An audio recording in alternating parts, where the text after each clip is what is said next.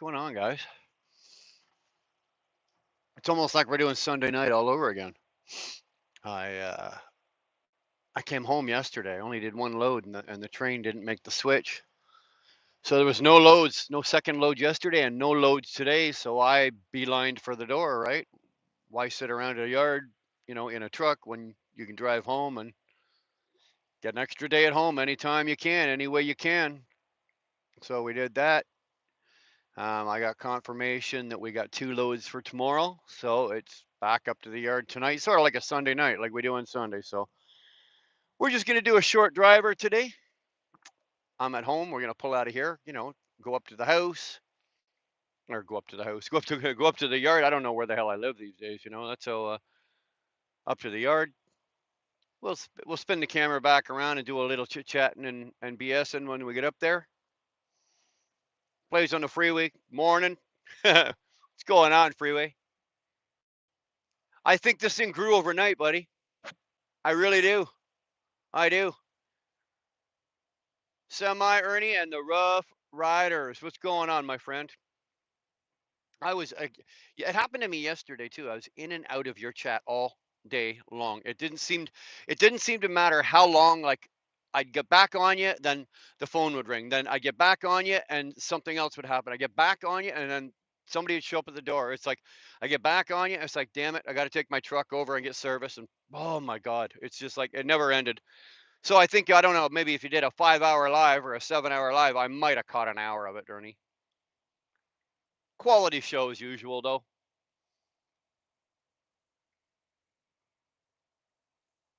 Coinver, what's up, guys? What's up? What's up, guys? You know, oh, I almost had to go running from the house. Hey, Dewana, how are you, baby? I almost had to go running from the house today. Ernie, you've been married a long time. Mr. Bees, you've been married a long time. Okay, you guys. I'm gonna throw this at you guys. You guys tell me. Has your wife ever been in too good of a mood? I mean, she's happy, she's giddy, she's saying silly, goofy things, but it's even too, I don't know how to explain it. I'm not complaining. Don't get me wrong. This isn't a complaint, right? But I swear to God, Dar was in too good of a mood. Finally, I got up off the couch and said, okay, I got to go to work. She goes, this is where you're leaving me, eh? It's like, holy crap, man. I should have started my truck 20 minutes ago. I could have just put it in gear and drove away. Damn, man. I will never ever. I don't complain when she's in a bad mood, but I'll never complain when she's in a good mood. But I don't know. This one kind of went over the top. She was like, I must sound like a total retard saying my wife was too happy, right? My wife was too happy. What's the matter with you, Brian? God damn it, my wife was too happy, man. Son of a. Oh, only when your wife was high. Well, my wife wasn't high. They finished it already. They finished that already. Fantastic. Fantastic. Tolga, good to see you, brother. As always, T21, what's going down? Coinver, I am the only one without a mod. No, you're going to see there's quite a few. You're going to see there's quite a few. We took all the mods away due to an incident we had happen last week, and we've readjusted a bunch of things on our channel out of respect to somebody else on their channel. And nobody, not just anybody, gets a mod. There's I think there had to be close to 200 wrenches on my channel.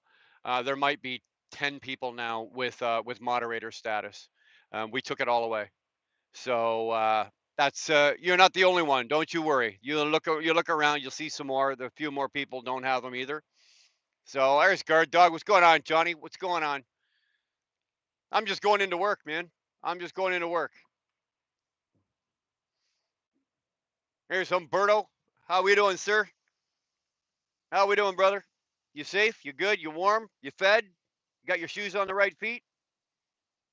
All right. You guys do me a favor. Hit the like button. There's 160 is in there. I got 7 likes. Push it, stroke it, lick it, caress it, flick it. I don't care what you do with it, but do me a favor and give it a touch, would you?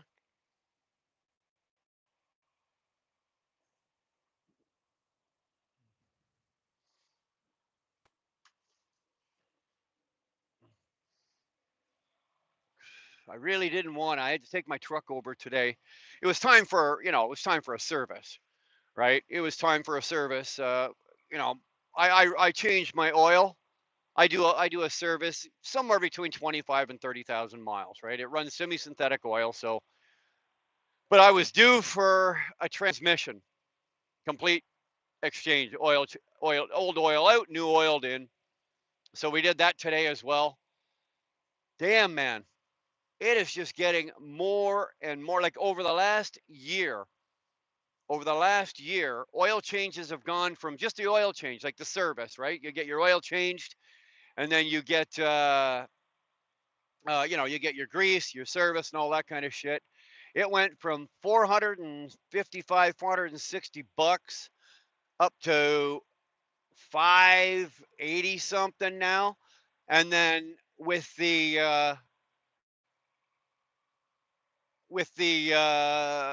transmission flush and oil replacement and everything like that, we took a hit for $1,100. Like I knew it was going to be a decent hit. I was prepared for it. I didn't want to pay $1,100 for oil and transmission. Now, when I do my service, that also includes, guys, like I change every filter, right? All the fuel filters, oil filters, water separator, air filter. No, sorry, my air filter was due to be changed. I only do my air filter every 6 months, but it was just happened to be, so I was there, get it done, right? So $1,100 for a damn service and a tranny fluid exchange. Damn, damn, man.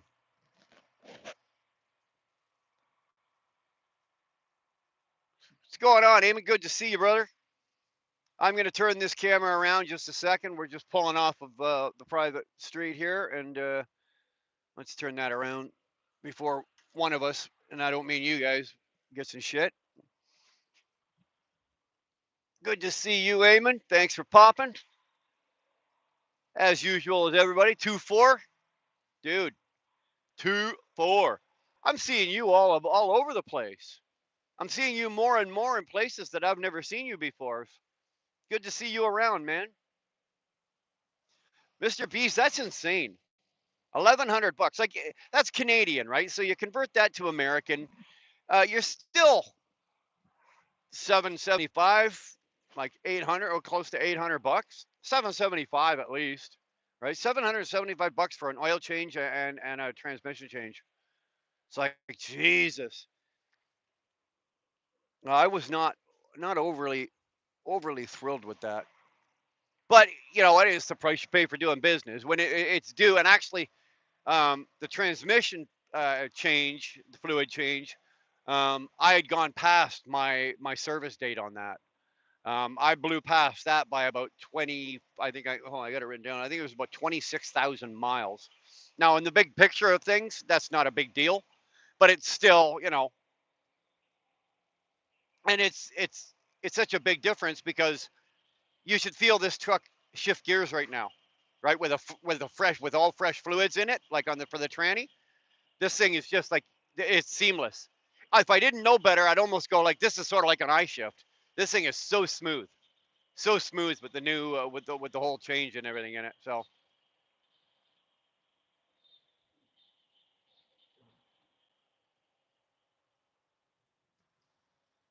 you just sneak around, do you? Is that your style?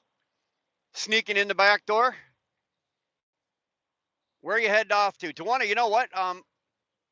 I went home yesterday. I only had one load, and then there was no loads today. So I said F it and went home and spent an extra day at home with Dar and at the house. Got some work done around the house and everything. And so now I'm just basically like it's almost like Sunday night, right? I'm going back up to the yard right now, like we do on Sunday. So I'm just going up to the yard. I'll pin the trailer. It's only 75 miles, so you guys only got to watch 75 miles of the fantastic Ontario / Pennsylvania countryside, and then we're see how it's going. See how it's going. Glad to see everybody's here. Everybody's good though.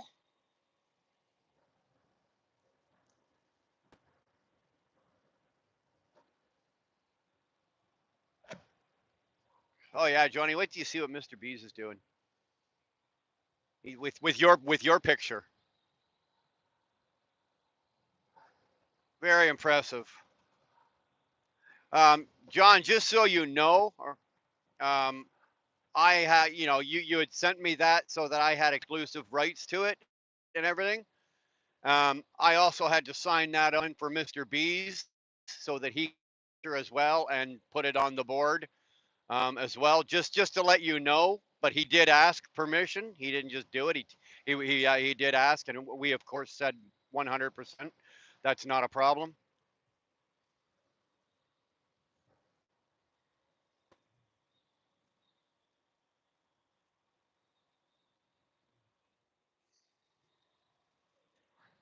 Well, freeway, it's the highest bidder. That one's being raffled off. Those aren't being given away. If you were to go and pay Mr. B's for those, because he does this professionally. These are professional boards, right? Cornhole boards. These are professional boards. These aren't like what you pick up at Walmart. And if he was selling these boards, they would run anywhere between 300 to 500 bucks, depending on certain details. And since ours are going to be fairly well detailed, I would say they're going to be somewhere in the middle of that range. Now, of course, we're not expecting you to pay 500 bucks, but they are going to get raffled. Okay, they're not just being given away. Unfortunately, um, you know what? Those have to go because I think those will raise a really nice chunk to throw into the kitty for the charity.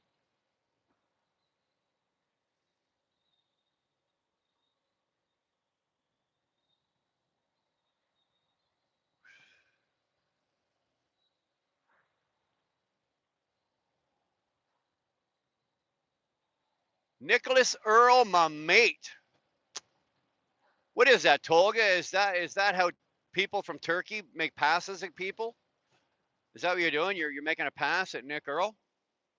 My mate. I got you.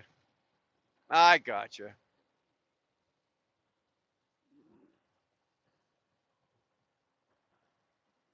Yeah, Dar's flying out to Calgary next week. Going out to Alberta. Going out to see one of her best girlfriends, and he's going to visit with my brother and his lovely lady, and her brother and his wife. So she's got a nice week planned for next week, which means Wheelburner has the house to himself. All right, Tolga, get your plane ticket ready. Come on over.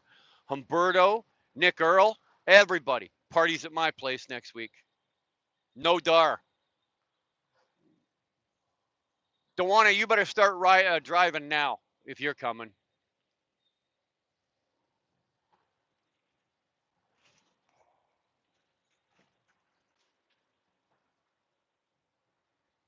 Yeah, Mr. B's. Yeah, you better hike it up there too. We can't do that. We can't have a house party at Wheelburners without Mr. B's. I don't think it would go off quite as well. Don't let Curtis come over that week. No, Curtis equals Popo, right? Curtis equals Popo. Curtis shows up, the cops are there shortly thereafter.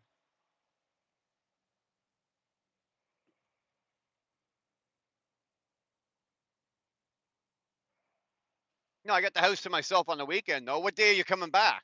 You're leaving on Sunday. You're coming back on Sunday as well. So I'll have the house to myself Friday night, Saturday night. That's it. That's it. Trust me, I may not party like I used to, but I guarantee you I can still throw a party on Friday night that doesn't end till Sunday morning.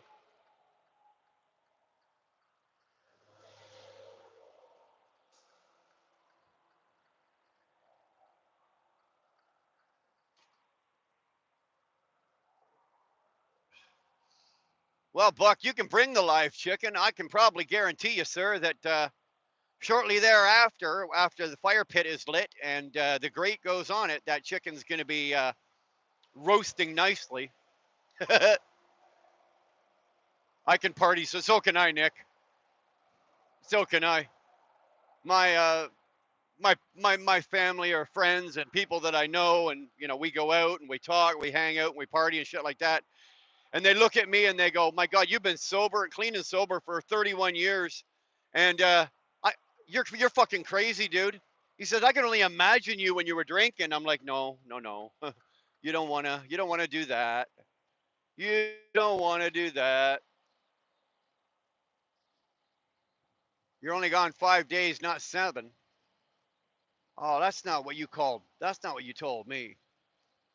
All right, guys. Dar just poo-pooed on the party. Ah, who are we kidding? You know what? Everybody come over anyway. All we gotta do is get Dar's her pot, her weed vape, get that thing loaded up and give her half a bottle of wine. Fuck. She'll be the first one at the front door telling the cops to go stuff themselves. It's me again, Margaret. Yeah, you got it.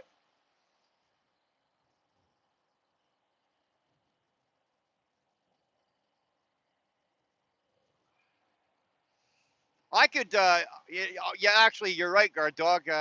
Yeah, that's a good point. You know, that's a good point.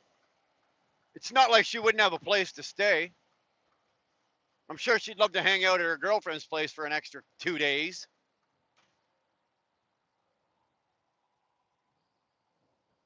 Mind you, she doesn't let me hang out at my girlfriend's house for an extra two. Oops, did I say that out loud? Oh my God.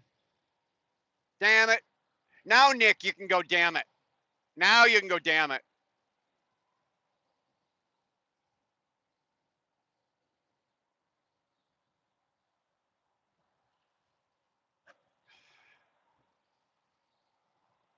Two, four, what are you looking for? Are you looking for cornhole boards? If you want, if that's what you're looking for, um, if that's what you're looking for, let me know.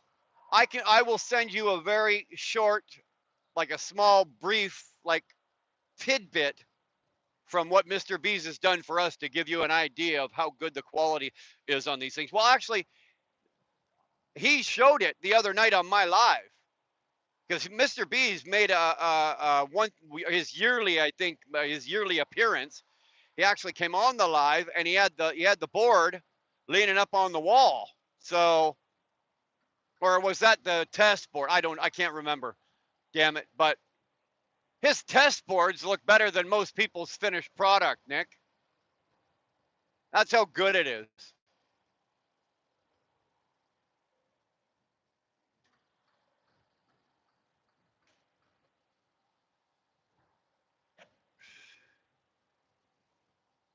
I don't want to be the only technically Asian, partially European in the Curtis orgy party. It never ends good, as we know from the cartoons or the horror movie, right? You know the running joke with the black guy. It never in the horror movie they always send the black guy. He's in the room by himself and he hears the little rustling sound and he's like, "Oh, what's that? I'm gonna go investigate." It never all the horror movies. It never ends well for the black guy for some reason. You know what? I just like, hey, I didn't make that up. That's just a fact, right? Oh, Mr. Bees is talking weed. Oh, never mind then. Pardon me. Talking weed. How dare you talk about weed on my channel? Shame, shame, shame. What do you want to know? What do you want to know about weed? I got kids at home. Literally, I'm not kidding. I got kids at home. Well, two of them for sure, and then two that don't live with us. But all of my kids could educate me on weed with the new way of the new weed and the way it's grown and the Like we back in the day, we were all excited because we had hydro. They give a shit today that makes hydro look like fucking baking powder, man.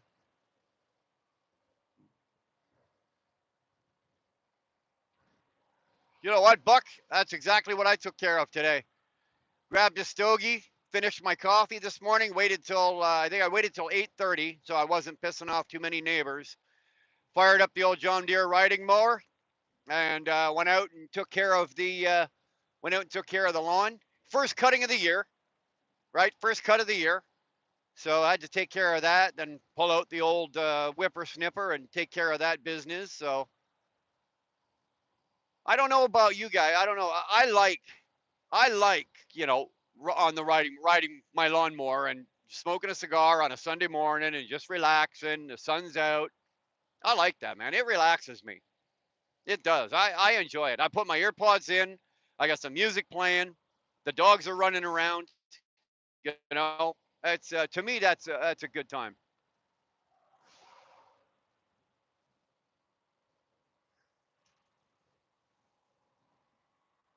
Not me. I'm a good boy. Uh huh. Yeah. Uh huh. I'm not saying another word.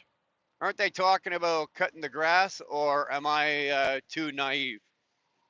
I don't know what they're talking about, or what grass they're talking about.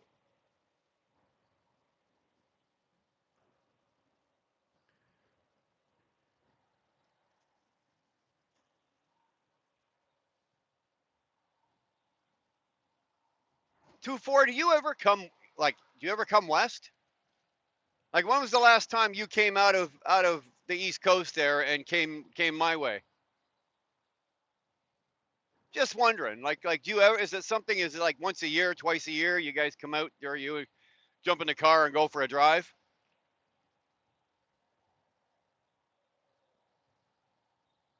My neighbors enjoy when I'm home. I'll be blasting real country music when I'm out. That's us, Buck. That's us. You know, we're lucky as well. We've got some really good neighbors. So if we've got the music out back and we're sitting around the fire pit and it's after 11 o'clock, nobody's calling the cops. Nobody's complaining. Nobody's saying nothing about the mushroom cloud the size of a fucking Hiroshima bomb that went off of weed, over my house. Nobody says nothing. We're really lucky in that way.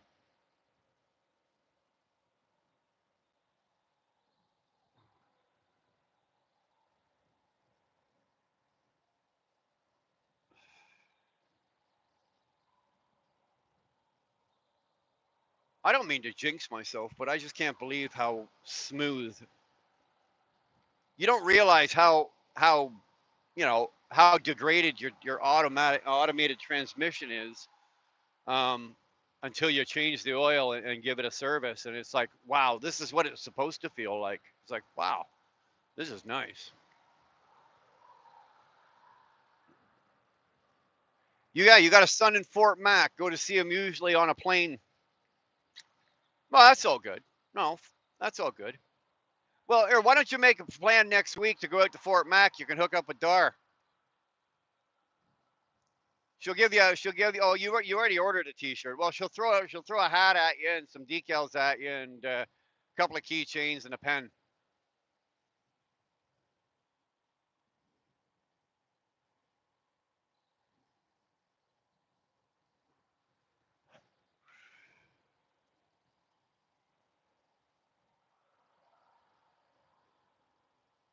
Yeah, I'd like to live on the East Coast. I would have no trouble. I would have no issue whatsoever. I think 3 years, was it 3 years ago, Dar? I think 3 years ago, Dar and I, we looked at it. We were looking at New Brunswick. Um, we were looking like I don't know how we were looking like Kings County, all that big vast area of empty land, south of Moncton. That's called Kings County out there, and you could buy property out there for like pennies on the fucking dollar.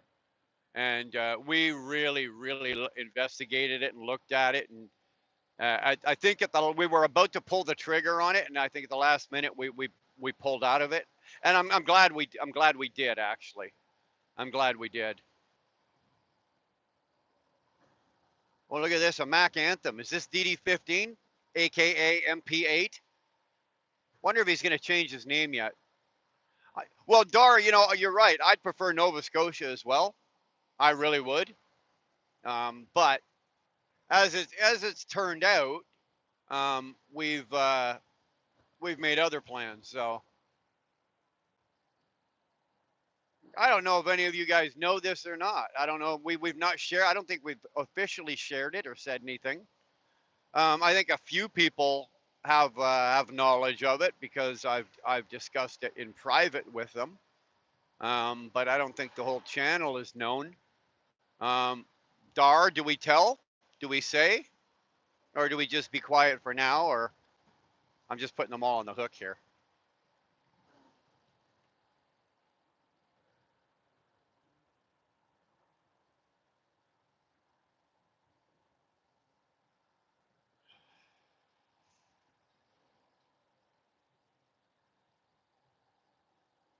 North Sarasota, are you out of your mind? Tolga, give your head a shake. Give your head a shake.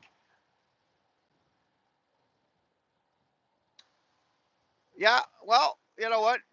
We can deal with that. But for those of you that don't know, our house is going up for sale in what, probably, what are we at? 3 weeks, the middle of May.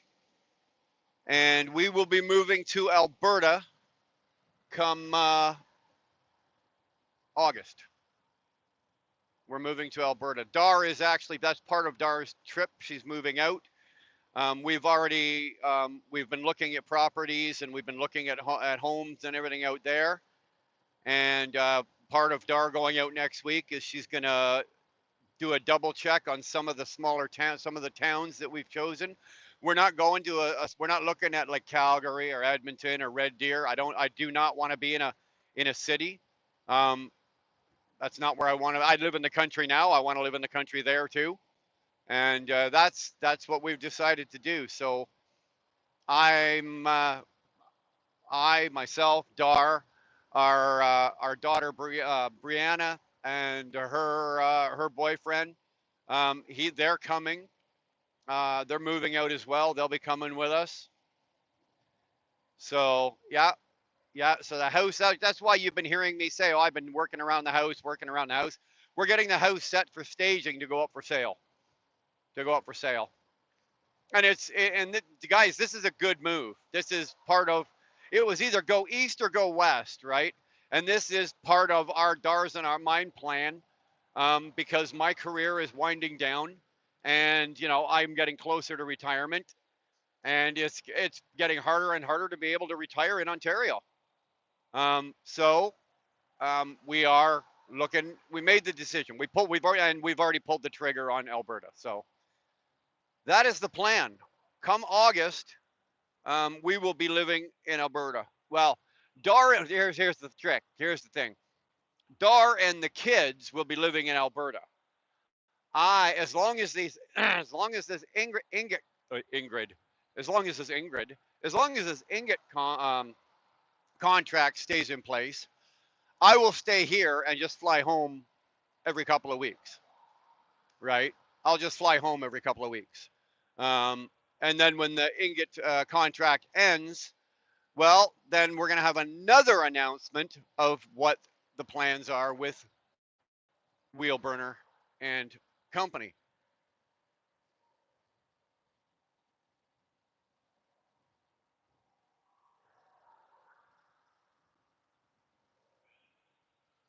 I tell you what, Buck, why don't you just sell it all and come up and you can put your camper on my property?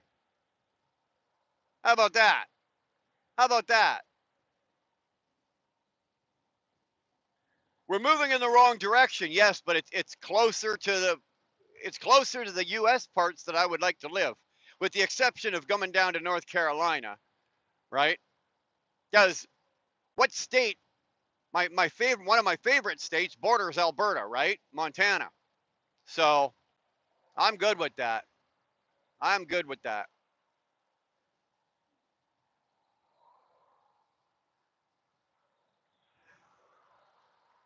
We've just had enough of living here in Ontario. Be honest with you. And there's 100 reasons. I'm not going to go into it. Political, whatever. 100 reasons why, and it's just not. I can retire in Ontario, but I would probably still have to take a part-time job doing something, just for gas money or something. But at least if I go out there, when it's time for me to hang up my keys and walk away, it can be a clean break and I can walk away. So that's why, and that's what we're doing. So now the cat's out of the bag. Dar wants to see Montana. Well, that's the other thing, right? We can come out of Alberta, go into Montana, and I can take her, like I can take a week and do like Montana, Wyoming, like that whole northwest or northwest part of the United States that's I find absolutely gorgeous. I'd love to be able to, and here's the thing, I'd like to throw her on the back of the bike and do it on the bike, right? And just do Airbnbs.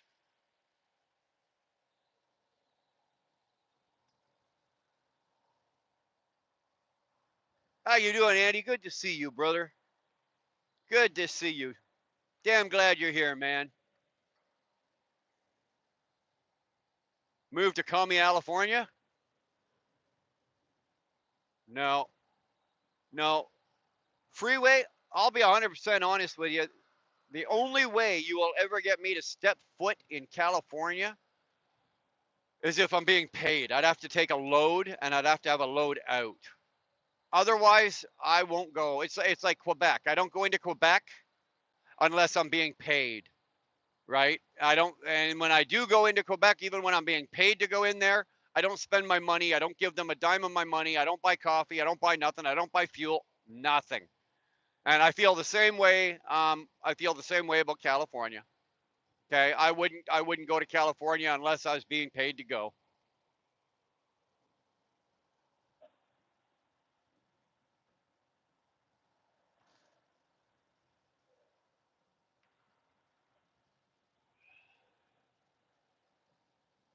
In Montana, there's a bar and grill. Co-owner is the legendary Billy Gibson. I'd go just for that, man. John 123. Hey, man, how are you? Saw you. I think I saw you this morning in Ernie. Good to see you here. Thanks for coming in and hanging out. Appreciate that, man. Appreciate that. For the last couple of days, I haven't been hanging out in Ernie. Well, I've been trying to stay in Ernie's chat, but my life over the last couple of days has just been extremely busy. And every time I try to tune into Ernie, something comes up, and so I've just been kind of in and out, in and out. There you go. You people listen to the man. He knows what he's talking about, right? Don't piss off the guard dog. Hit the like button. Just give it a little like, please. I'd appreciate it.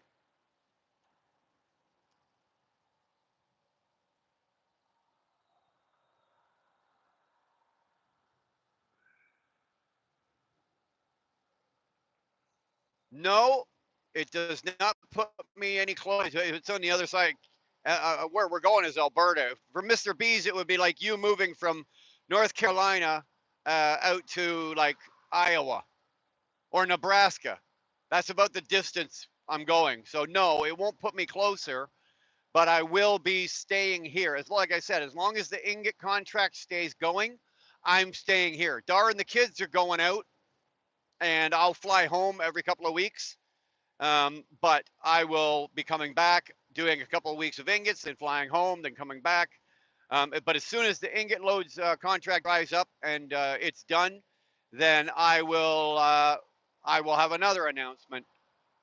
So we're gonna we got a full plate. Dara and I got a full plate going in the next few months. So stay tuned. Um, I think you guys are actually going to enjoy it. I think you're going to like some of the shit we're going to do. So I know I am. Macy's back. Look out, Macy. Macy's back. Macy, when you come back and saying, instead of saying, I'm back, you should say, I'm back in black. and then carry on the rest of the, at least do the first verse of the song. I think you're too young to know what the hell I'm talking about, though. Old school, what's going on, man? Iowa moving about the same time, late July, early August. Where you going, brother?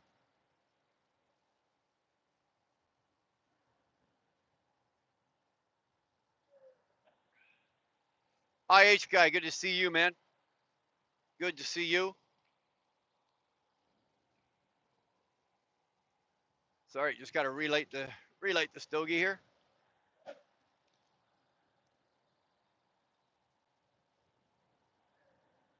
There you go, Macy. You got it. You got it.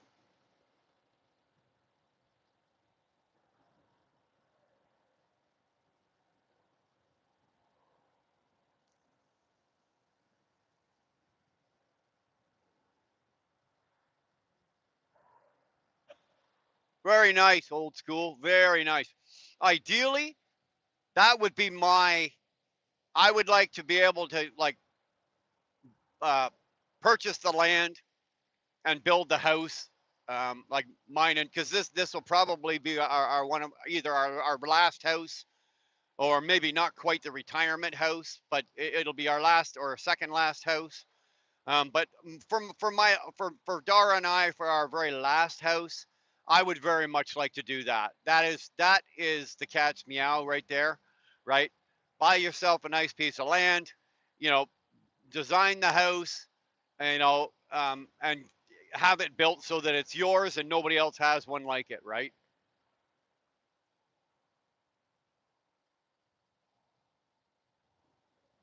No, it's actually probably going to be a little bit smaller. Mr. Beast, we don't need 5 bedrooms, right? I would much rather have, to tell you the truth, I'd rather have a smaller house and more land. Um, we don't need a 5 bedroom house, man, right? We're looking for like 3 bedrooms with like maybe a den, or 3 bedrooms with a bedroom in the basement, or that's kind of what we're looking at, right? We'd like 3 bedrooms. Dar needs an office, so one of the bedrooms would be her office, which would be my office as well. So we need one for an office. Obviously, the master bedroom is our. Brianna and Justin would have another bedroom, so there's 3, and then we'd have a 4th bedroom for, because where we live, we've got a lot of family back here, and if they come, you obviously want to have a place for them to stay. So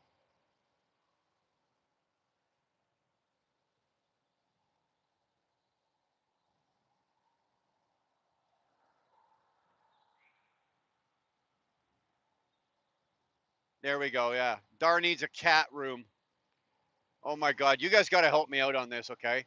She wants to devote. She's been watching YouTube channels for these people that actually take an entire bedroom and turn it into a complete cat room, like with shit on the walls where it's a maze. The cat runs up the wall, runs along the top of the ceiling, goes through the tunnel, comes out another part of the. It's like, you're kidding me, right? She's like, no. She wants to do this for her cat. So hashtag cats come first. Yeah. I'll be living in a tent, guys. Actually, I'll be living in the truck in the driveway of the new house. That's where I'll be sleeping because the cats.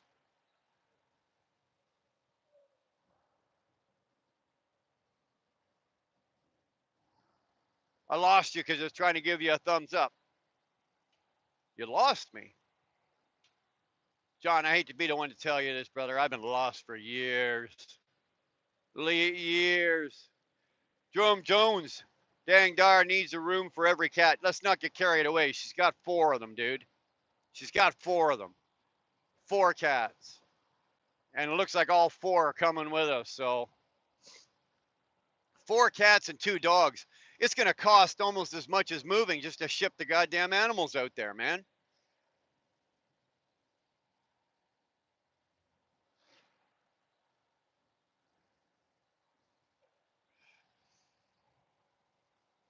We don't need the square footage. I don't mind it. I don't mind it. Like I said, if it's got 4 bedrooms, fine. If it's got 3 bedrooms and we have the option to build, put another bedroom in the basement or something, fine. I'm good with that. You know, 4 bedrooms would be ideal. 3 would not kill us, but I don't want as big a house, right? There's not going to be as many people living in the house.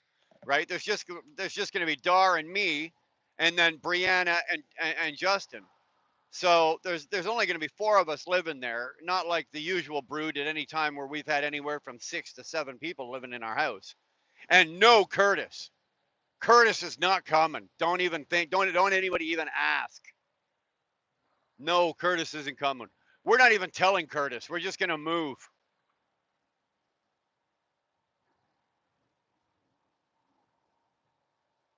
Thanks, Eamon. I appreciate that. I believe, that's something that we've considered as well. Um, the political aspect, but that's not the main reason. That's not the main reason.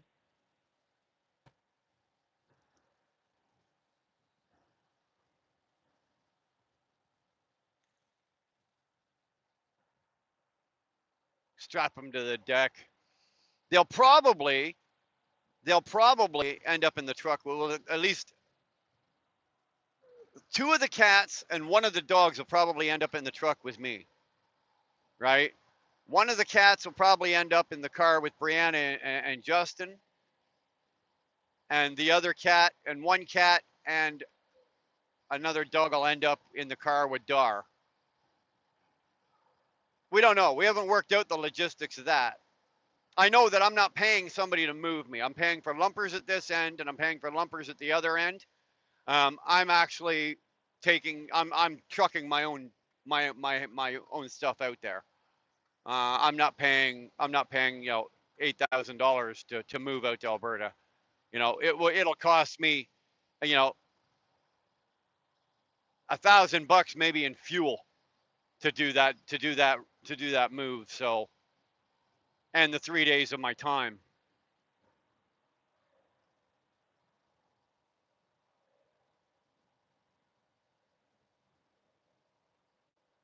Sterling says work harder. You got to be out of your mind. I work too hard as it is now. Excuse me. I'll be honest with you. And actually, Dar made the comment just before I left the house. She was putting cream on my back. Don't touch that, Sterling. None of you touch that. But she was putting some cream on my back, and she actually said, "Yeah, it's probably for the best. It's nice that you gave your back and your body an extra day off here. It worked out well." Sometimes it's not all about the money, guys. You know what? Sometimes it's not all money's nice, but I got the extra day and I didn't want it, but I got it, and as it turned out, it worked out in my favor because it gave my body an extra day of rest. So right in the kind of in the middle of the week type deal, right?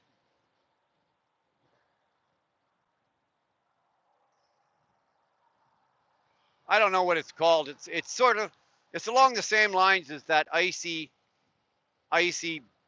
whatever cool rub stuff.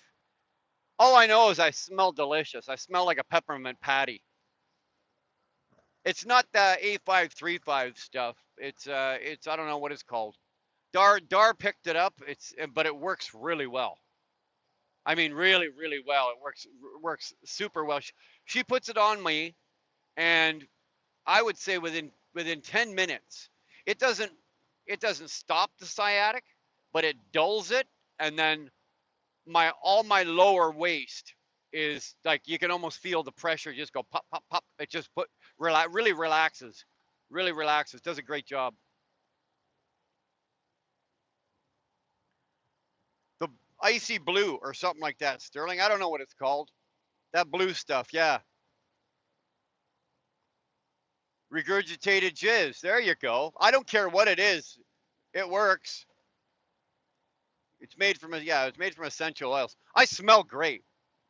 If I could turn around and lick myself right now, I would.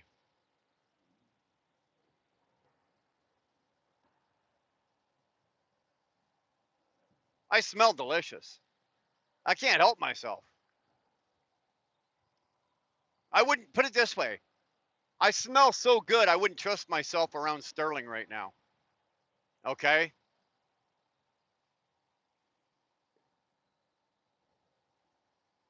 How you doing, Red Lady?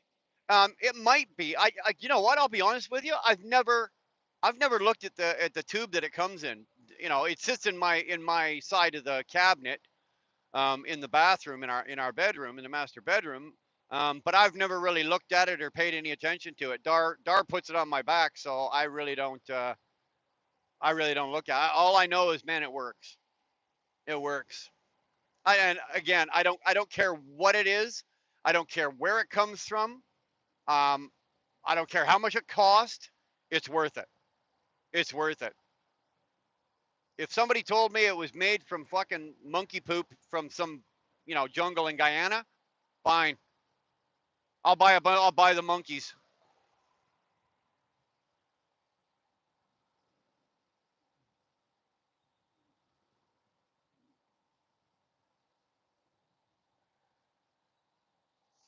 Yeah, you smell delicious. You taste awful.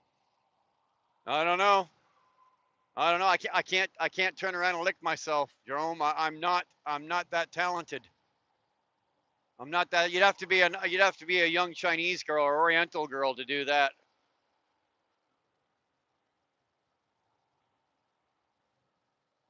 Is it made? I don't know what it's made from.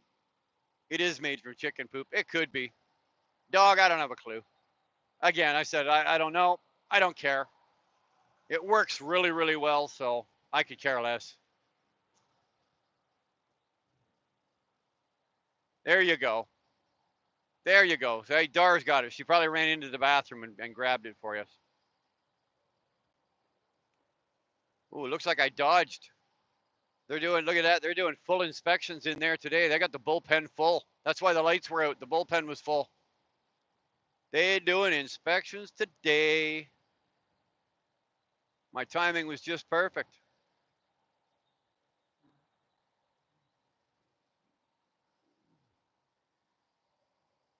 Go. Somebody's having a bad day because the heavy toe is in.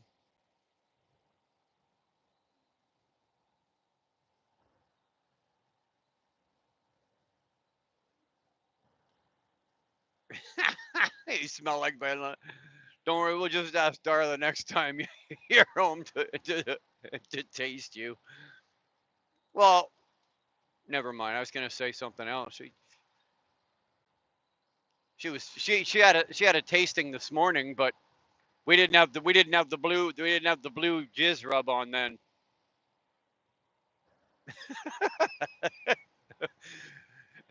Now I'm being compared to a wine, like it's a wine tasting.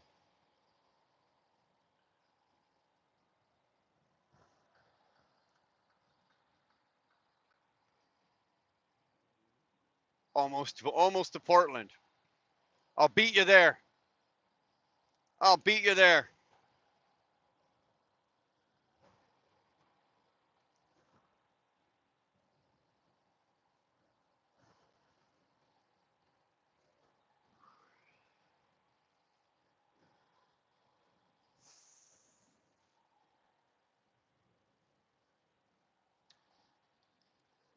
Yes, please, ladies and gentlemen.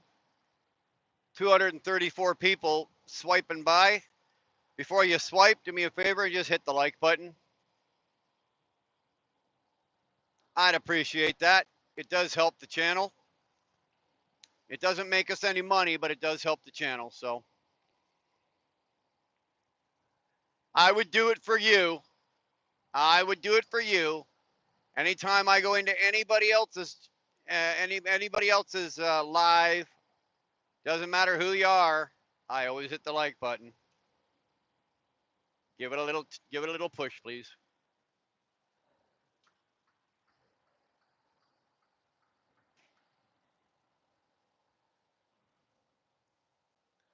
That's right, Tolga. It's free. Doesn't cost you nothing. Doesn't cost you nothing.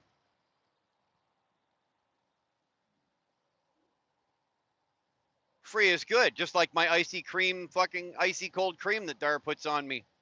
It was free. Free is good.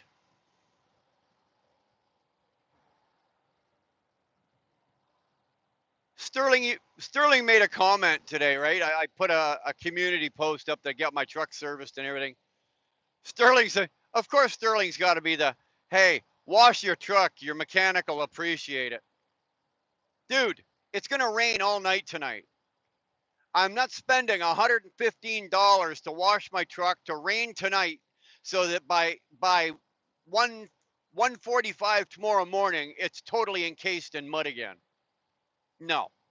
No, before I left and came home, I took the pressure washer to it up at the yard, knocked all the dirt off it, knocked any kind of grease or shit off it. So mechanic had nothing to complain about.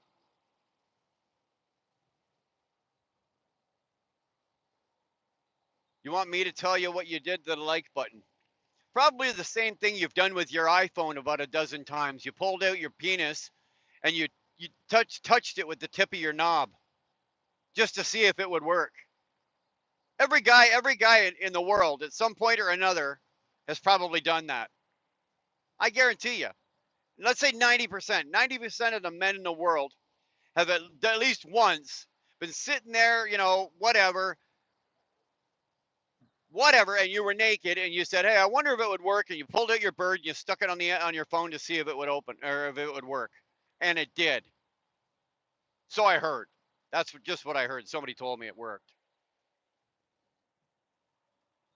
Sterling mushroom punched the like button.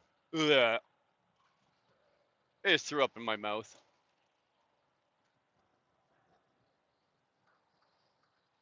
I think Sterling, as he's driving around all day, if he's not on the phone talking to anybody, I think he just sits around thinking this shit up. What is the absolute nastiest thing I could possibly say about the like button on Brian's channel? Oh, here it goes. Freeways is too big. Okay, all those that believe that bullshit story say I don't think anybody's believing that. Guess I'm the 5% that doesn't do it. You did so, Jerome. You did so. And if you haven't done it, now that I put the thought in your head, you're gonna fucking do it in the next 3 days.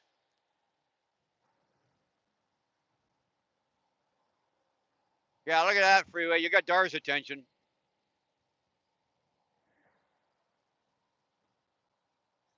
Right? Supposedly back in the day, there was, one thing the boys could do that girls couldn't do is we could pee and write our name in the snow. Well, I've been shown differently. I've I've seen women that can do it too, but I know for a fact they can't open their iPhone with their penises. Actually, I'm kind of wrong on that one too, ain't I? Eh, depends on how you want to look at it, right? Excuse me, madam. Did you just stroke your phone with your penis? Why, yes, I did. Oh, okay then.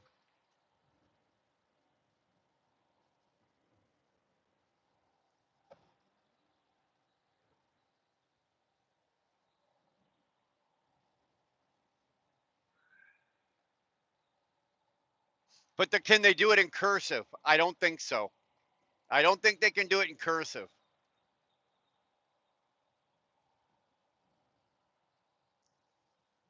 Dude, it's been a long time since I've even tried that.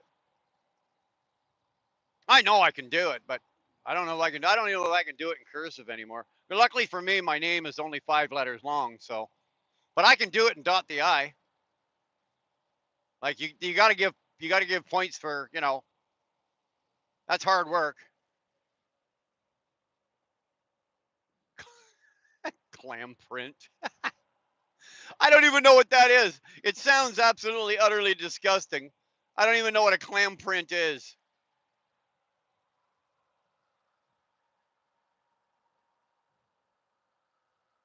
I can't be on here. We're corrupting you. Dude, I've seen you sit there and watch James Best for fucking 10 hours straight.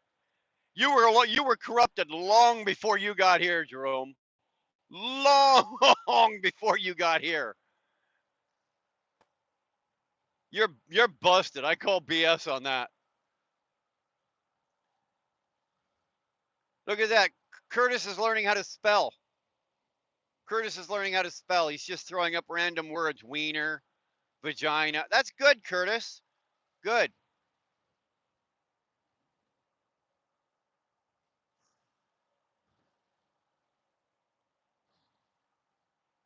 Yeah, whoever hits the like button gets free Sterling feet picks before the end of the year. Catalog work is still in the process. Tolga, that's genius. That is genius.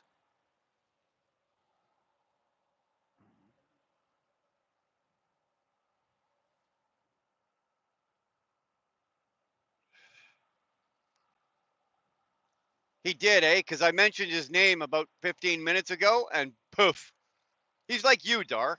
Same thing. I could go live and not tell you, and within fucking 5 minutes, boink, Dar's here.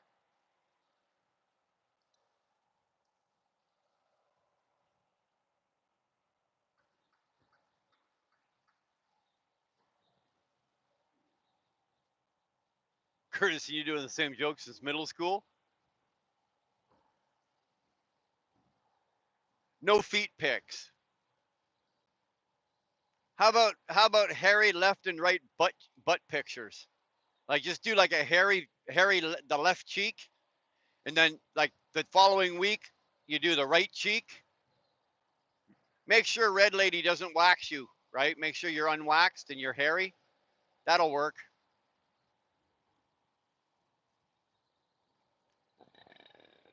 Money, dude. Let me tell you, there are people out there that will pay for even for Sterling's eagle claw toed fucking unclipped gray yellow toenail fucking toes. They will pay for that.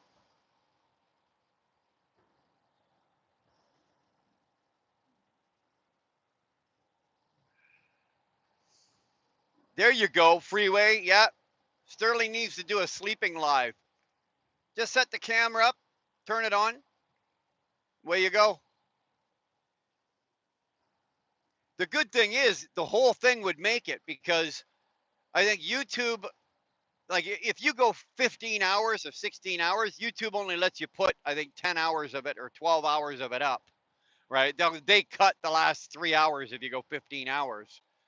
So, but if you're going to do a sleeping, like if I was to do that, I could do it tonight because I'm going to be up in 6 hours, right? 7 hours. So the whole thing was there. You guys sit and watch me sleep if you want. I take no responsibility for what you see.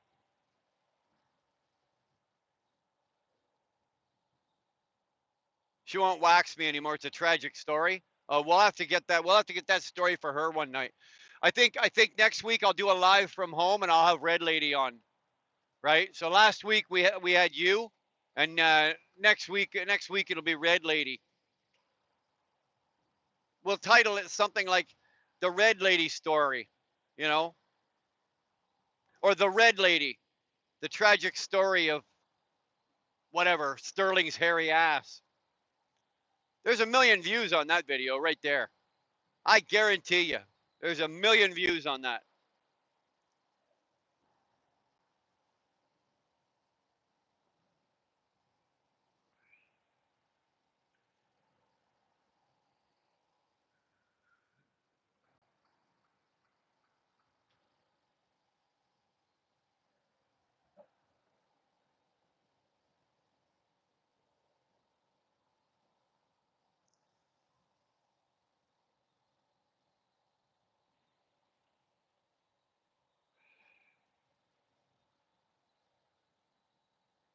It makes for a dramatic story. I agree. It does. Makes for a very dramatic story. I bet you she could probably squeeze out a few tears as well, right? She could squeeze out a few tears, and if she throws her hands up going, "Oh, the horror. Oh, the horror."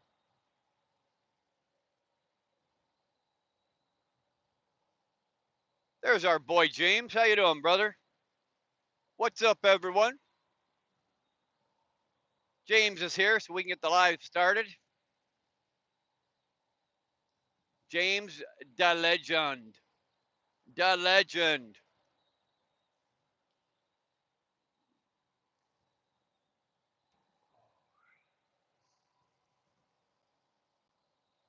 So I gotta, again, just like last week, but this week I gotta stop at the cigar place. I don't have to buy any cigars. But because the system was down, they let me take them. So I got to go in and pay. I got to go in and pay this guy. So we're going to make a quick stop. All I got to do is go in and pay and get the hell out of there. Um, but just so you guys know, you know, you're gonna be looking at my seat for probably about 4 minutes.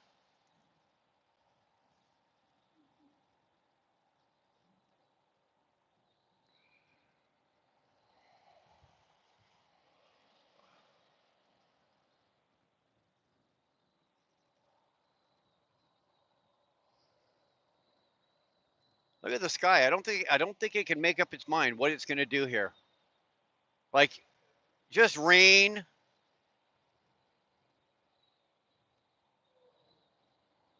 Live again. You know what? It's just this is one of those things, Houdini. I just felt the need to express myself to you. And that's why I'm here. I am here for you guys. 100%. And if you believe that, I got some great swampland out in Arizona with your name on it.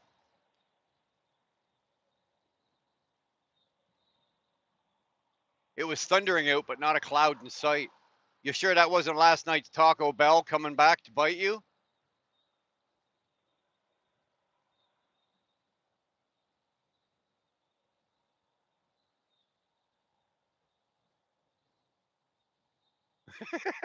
Positive. Yeah. Yeah, you already cleaned that mess up, did you? Okay. Gotcha. Gotcha.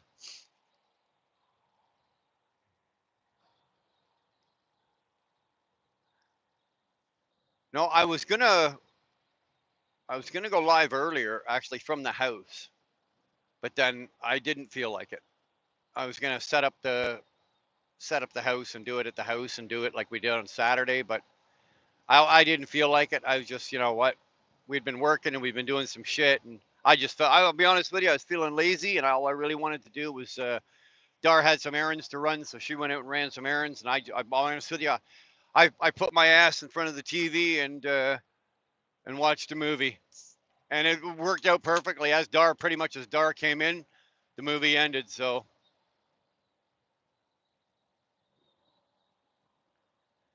some of you still have your wrenches.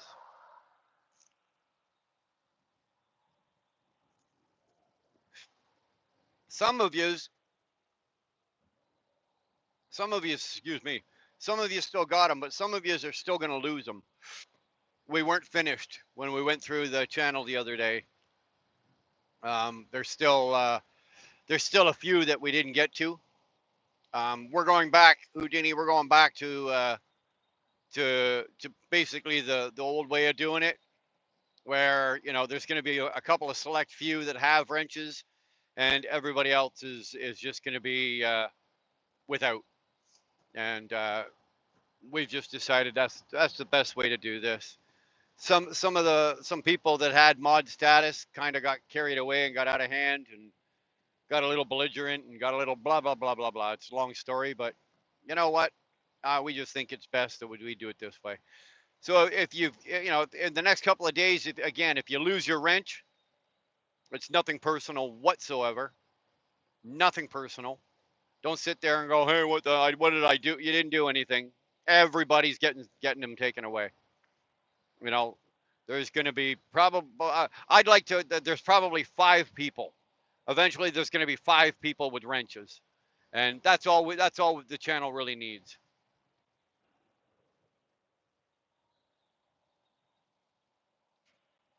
I was giving wrenches. I did the same thing and I liked when James did it. Right, I did the same thing that James did. I gave everybody wrenches because it makes it easier for you guys to check out each other's channels. If you've got a wrench and he's got a wrench, you can click on the name and go check out their channel. Right, and that's why I did it, because it just made it easier for you guys to discover and explore new channels, and you guys can put your own links up and everything like that. But now we don't need to do that.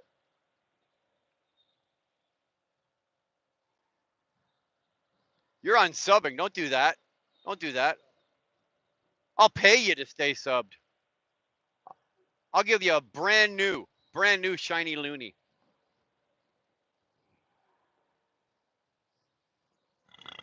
Oh, excuse me. My God. Those Tostito things are coming back to bite me. Woo-hoo-hoo. Hey, what's going on there, Slim? Hi. Well, hi. Good to see you, brother. Oh, I know you're just kidding, man. I know you're just kidding. Houdini, you've been with us for a while. Eh? You were, I think you hooked up with us. Was it before the convoy or at the convoy? I know that you've been in my chats for a long time, for at least a couple of years.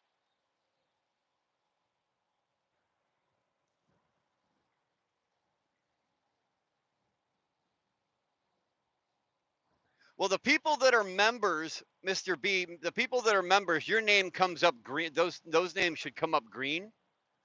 Um, and I think if you're a member, I don't think you need a wrench. I think you automatically have the ability. I'm not 100% sure, to be honest with you. Right? If a member comes up right now, if somebody in here is a member and it comes up, your name, if you don't have a wrench, your name should be green. If you do have a wrench, your name will stay blue, but you'll have a like a star or an asterisk beside your name telling me that you're a member. I don't have a lot of members. I think we've got 15, 15 or 12. I don't know. Dar was looking at it the other day. I think there was 15.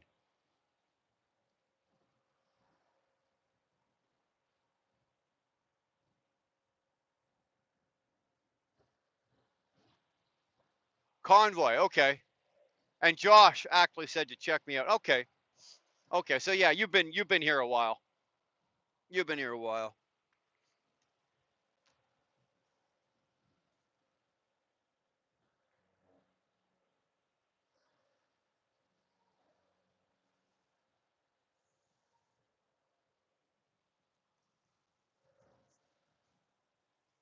Oh, there we go.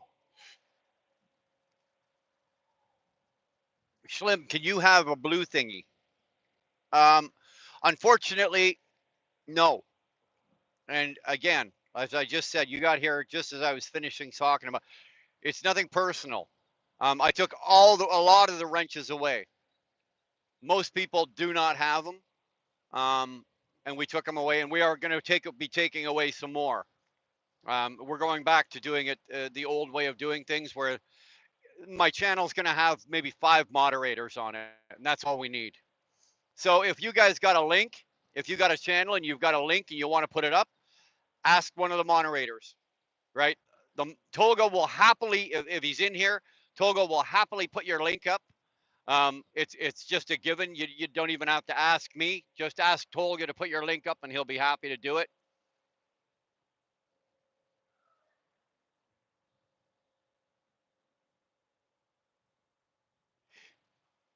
It does. The blue name makes it easier for me to pick it off, right? Whether I'm at home or whether I'm doing this or whatever, it does make it easier. I'll give you that. Just landed at Portland. Brian is a loser. You know what, Sterling? That's the very first time in my entire life I've ever been called a loser. Damn, man, I'm crushed. Could never figure out where to become a member. Me neither. There's got to be a way to do it because I know because Chaos is a member. There's a couple other people that are members. I know you can do it. I just don't know. I don't know how. Ask Dar. There's got to be a way to do it.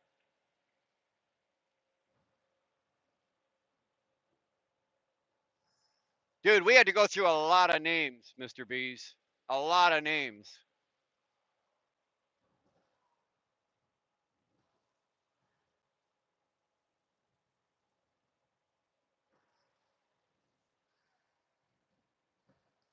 Click join.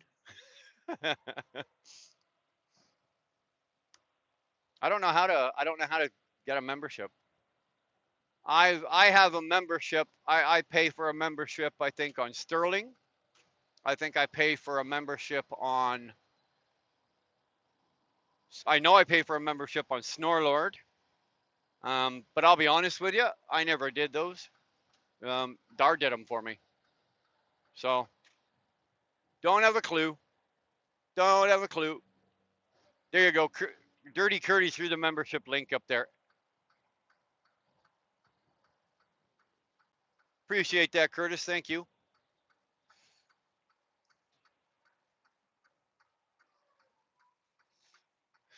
I'm trying. I'm trying to figure out a way that on the wheel burner logo to have her put in the truck.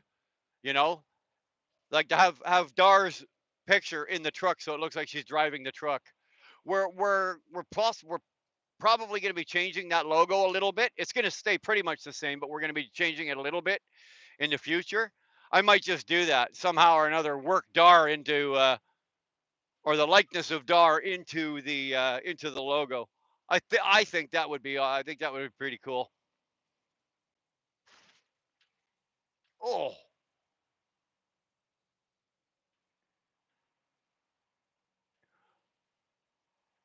looking for loads.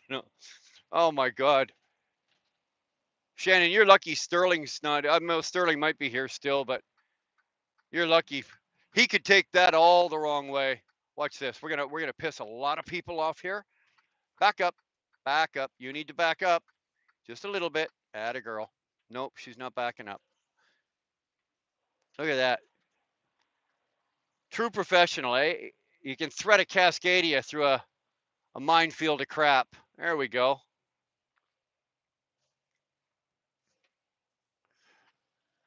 I actually thought it was going to be busier here. There's actually the owner of the cigar place, the guy I owe the money to. So easy there, big girl. Easy.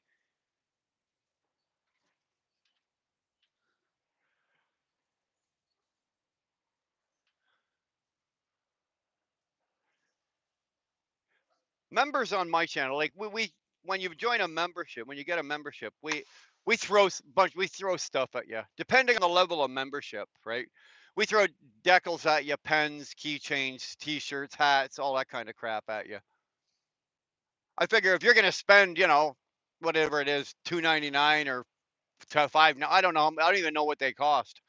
No, I'm not buying cigars, Dar. I just got to go in and pay my bill. I owe this from Sunday because I took the cigars. The guy let me go and I never paid the bill. So I do have to go pay the bill. So I'll be right back. I'll be back in 1 second. Shannon, you're in charge while I'm gone, okay?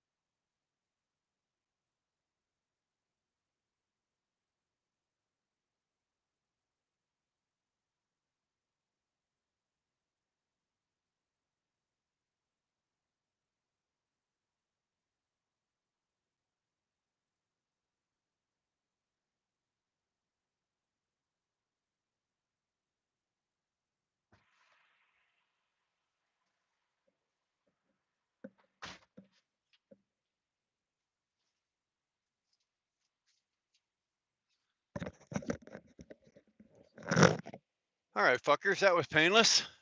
That was painless. Let's get this dog and pony show. It's nice. I'll be honest with you. This place where I'm getting these cigars, um, it's nice when you can build up a rapport, right? It doesn't matter what kind of business you do, right? We own a trucking business, but it doesn't matter what kind of business you can do. If you can build up a rapport with people, this is the second time now since I've started coming here where something's gone on or whatever, and they let me have the cigars and come back. I come back, I paid the bill, and they're good with that. And I was just sitting there talking to the owner and I guess the manager, Dustin, and it's kind of cool when you can walk in and shoot the shit for a few minutes and everything's cool and everybody's happy. And I get good cigars. I get good Cuban cigars at a really good, like I was telling you guys last week, these cigars, right? Like this is their house brand, but yet it's a Cuban cigar. And where the hell are you going to get a Cuban cigar for $15? You just ain't. You just ain't. So yeah, yeah, that's the wife. Uh huh. Uh huh.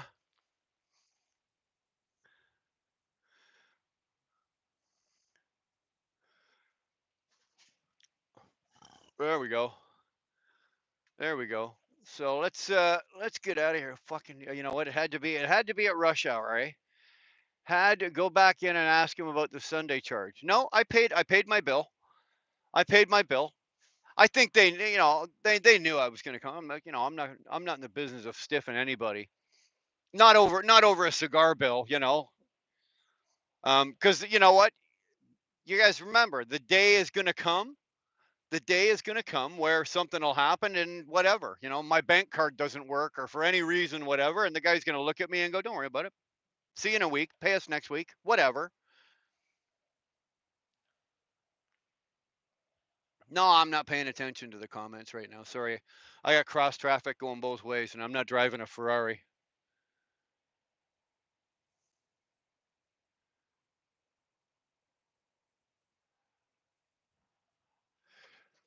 There shouldn't be a charge in there, Dar, for Sunday because their machines were down.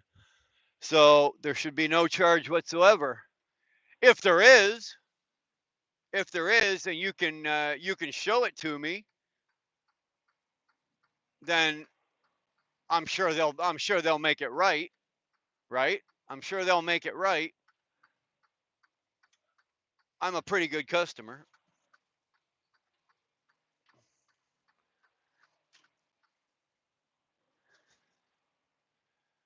Swedish Moose, what's going on, brother? How the hell is you? Let's get out of this lane before it ends.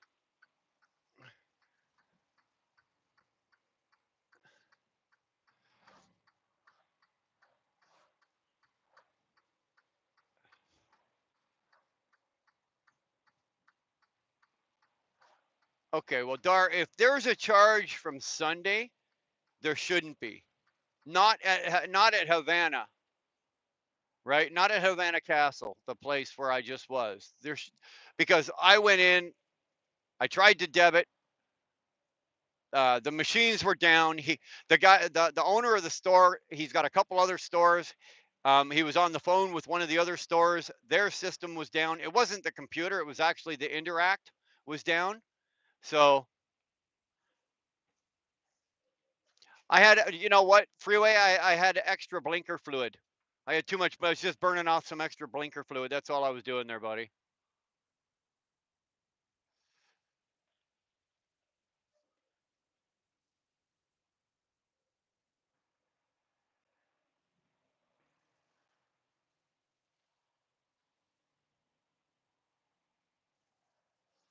Well, it came out of the business, Dar.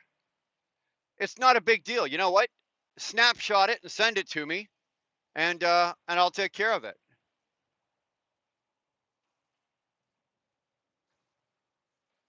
What the hell is Curtis heartbroken about now?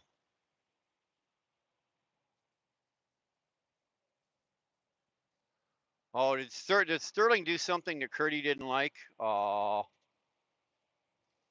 oh.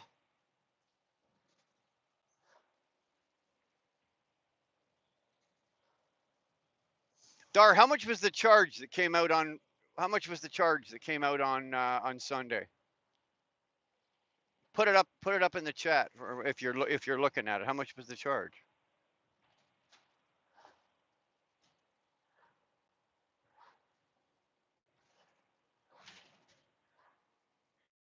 Well, be nice to these people because they've been very nice to me. So you know,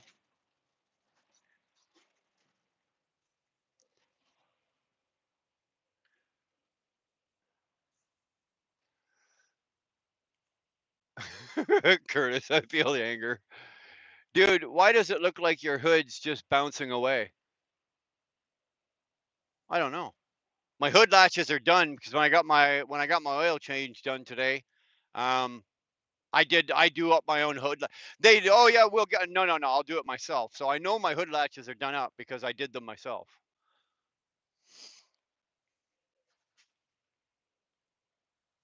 I didn't notice though, Mr. Bees. It could be I don't know. The Cascadias they don't have the ability to pop loose. So Wells Fargo has been really slow on pending charges. I don't know.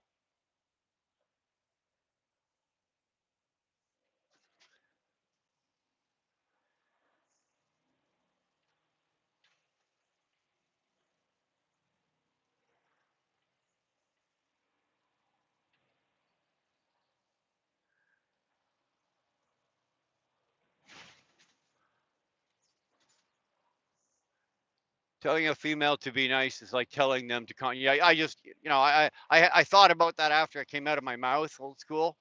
Yeah, it's like in the middle of an argument with your woman, you don't say just relax. Don't say that. Don't ever say that. No, you're right, Sterling. Right. Telling her to calm down is like you're working her back. You're working her up. It's like you'll work her into a lather. You'll notice she's not in the chat right now. She's probably on the phone with them.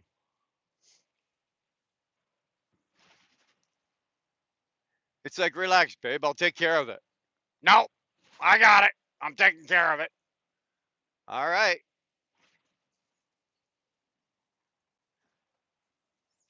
Oh,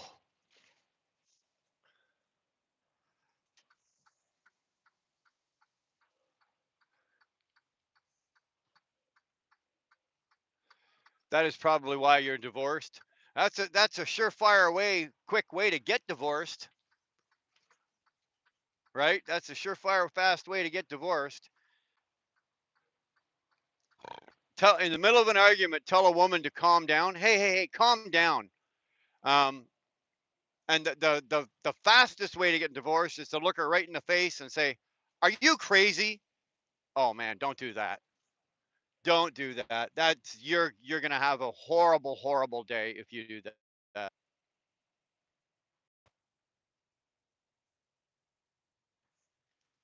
My trailer here? No, they moved my trailer. What do you mean they moved my? Where the hell's my trailer? My trailer. Um.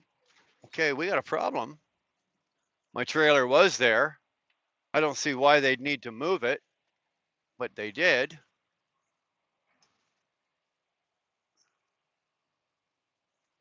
Curtis, what'd you do with my trailer? Maybe it's in the shop. It was due for a service, but um, no, no, no, that ain't it. No, that ain't it. Okay, now we're driving around in freaking circles here. No. What did they do with my trailer?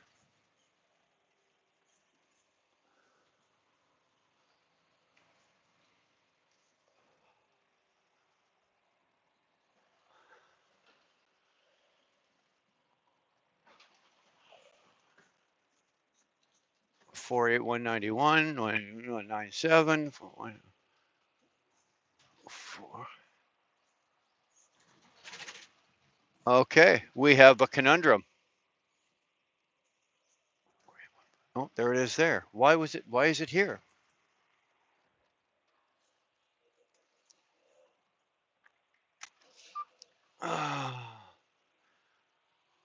Not liking this. I don't like it when people touch my stuff. You know, I don't play well with others. I don't like other people touching and playing with my toys. I don't play well. There we go.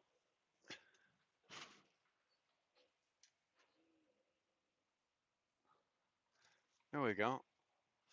So I'm just going to throw the airlines on this thing, and I'm going to take it back up and park it in my empty spot up there. Why it hasn't. Give me 1 second. I'll be right back. Well, I guess I can still talk. I got a headset on, right? Duh. Duh. Good thing I didn't start singing a song or something.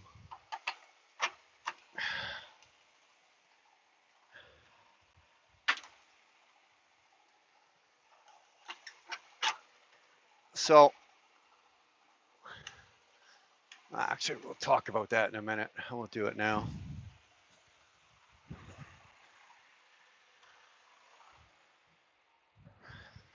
I've got the only trailer in the fleet where the crank handle is on the passenger side.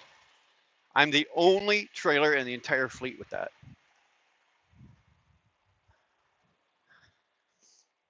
It's like the Newfies put this trailer together.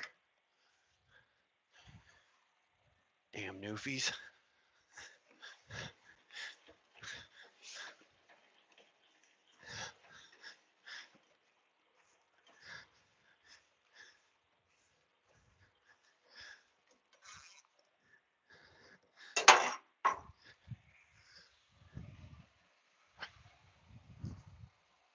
Gulp dang Newfies. As long as I'm here. No, my hood latches are on. Both hood latches are tight. No, we're good. We is good. There we go. Anybody who's not a subscriber to Snorlord, definitely go check out Steve. Check out Snorlord.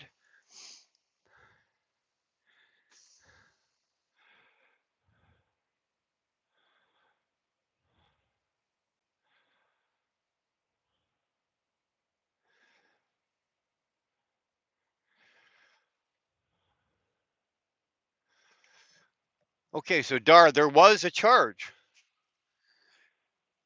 Were they? There was. I'm going to assume there was no problem. Like these guys are pretty nice guys. Did they? They say they take care of it for you? I ate the trailer. It means I can go back home. He needs a day and it will be back to me. Okay. Okay. Well, you know what? I'm glad you caught that. I found a dryer sheet in my shorts. I've done that, dude. Or you take your pants off, right? At the end of the day, and there's a dryer sheet that's been stuck to your damn leg all day, and you can't figure out why it's so itchy. No, the guy was very, very nice. Yeah, he was. Yeah, he was really cool. Both of them were very cool.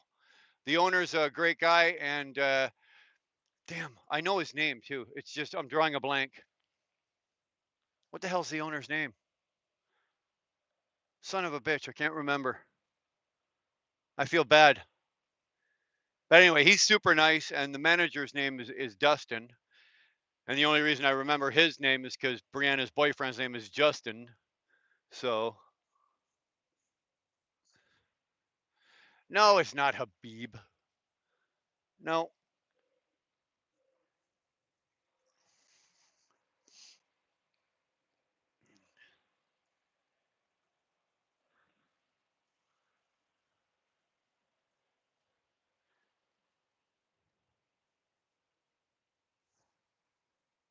You store to what? Shopping to Sweden?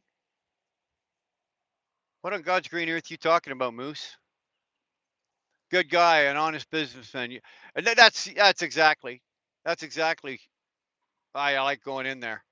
Um, I've only done business with either of them, the owner or the manager, and they're very honest, straightforward, trusting. But then look at this face, right? Look at this face. They trusted me. There's Mikey Campbell's truck. There's the truck he's going to be driving. I think we're going to toilet paper for him on his first day. He's going to show up and his truck's going to be all nicely toilet papered.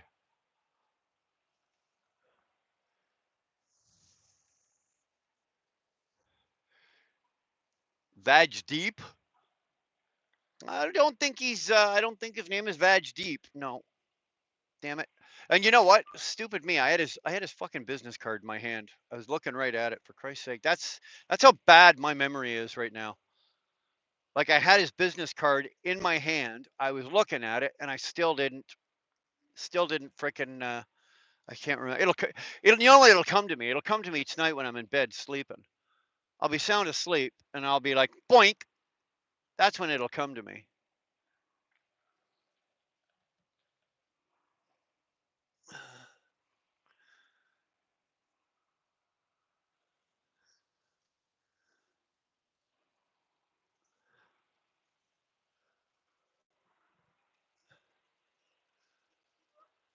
Well, I think Steve went home too. His truck's empty. Means he'll probably be back in. Means he'll probably be back in tonight too. Greasing the door handle where he won't see it. You know what? That's a dirty trick, old school. I've done that. Or you put a little bit of grease on their wiper blade, right? You pull the blade up, put a grease in there, and run it along the wiper blade, and just put the blades down gently, right? That's another dirty one. I've done that one as well. Put a note on his truck saying sorry. No, no. I've known Mike for a lot of years. He used to work for Dar and and I've pulled some dirty shit on him. I, I've done so. I got to be. I kind of. He needs up to 24 hours, and he will call me back. He needs up to 24 hours. And did you ask him, like, say, like, offer him um like proof? Like, were you able to show him like a bank statement of it coming out of the bank? Okay, I'm glad. I'm glad because both those guys are fucking super nice guys. They really are.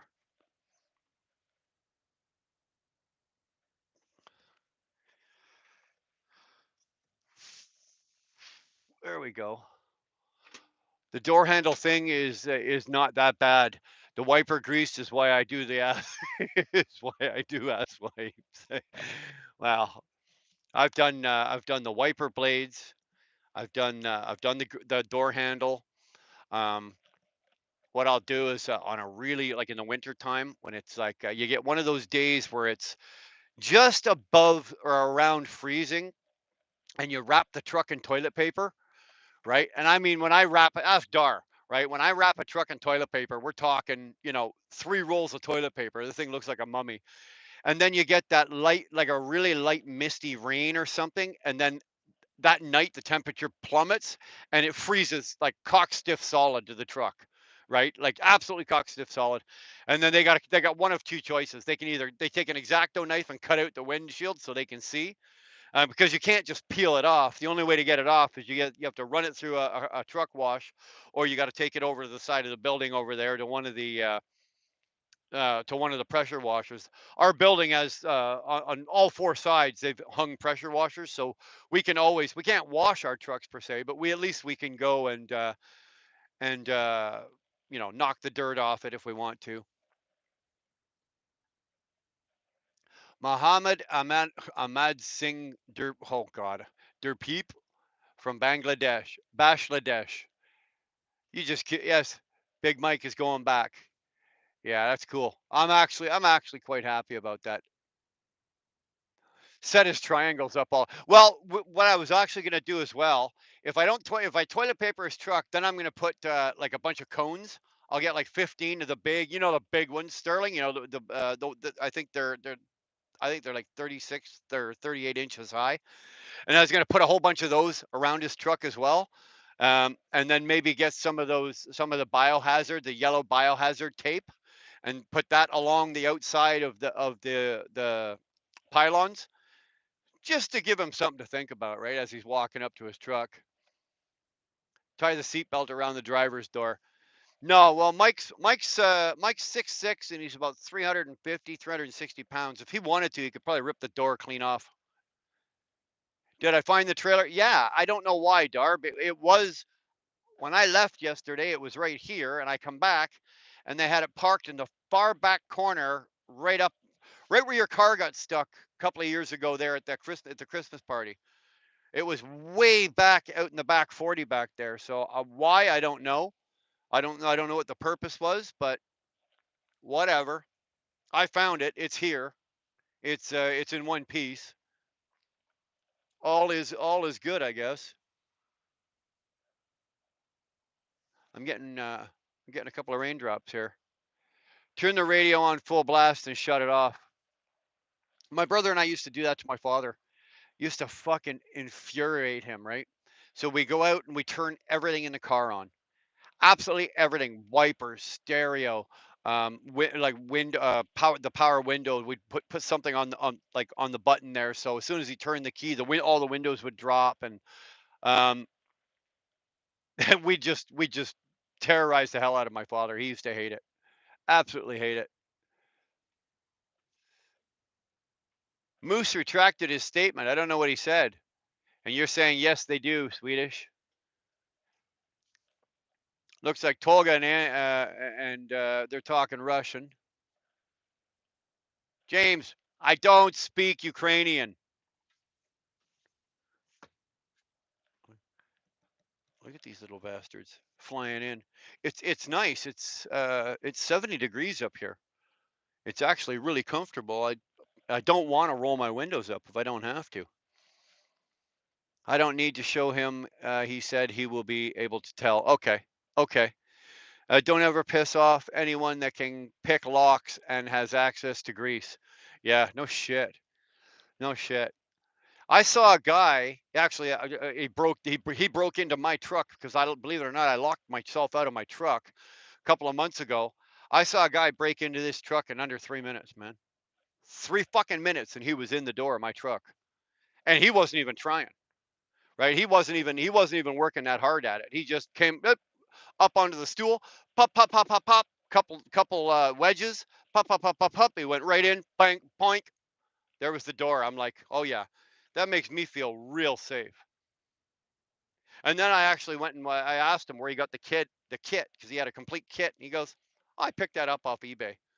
I'm like, what? He goes, hey, you can get them on eBay. Or sorry, Amazon. You can get them on Amazon.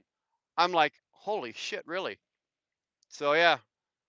So I'm thinking I was going to go get one for the next time I lock myself out of the truck, but I wisely had a couple more keys cut. So I got one that stays in my pocket, one that stays in the ignition, and one is on the outside of the truck, strategically placed in a safe place.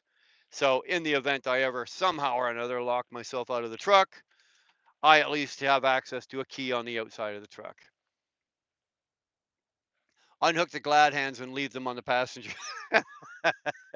No, you know what? He's it'll piss him off, but that'll only take him like 5 minutes to fix that, right? This is a different person from Russia and says, "How are you, American?" to you. Oh, okay. Thanks for hooking that up. Lock picking lawyer. Yeah, you damn near need one.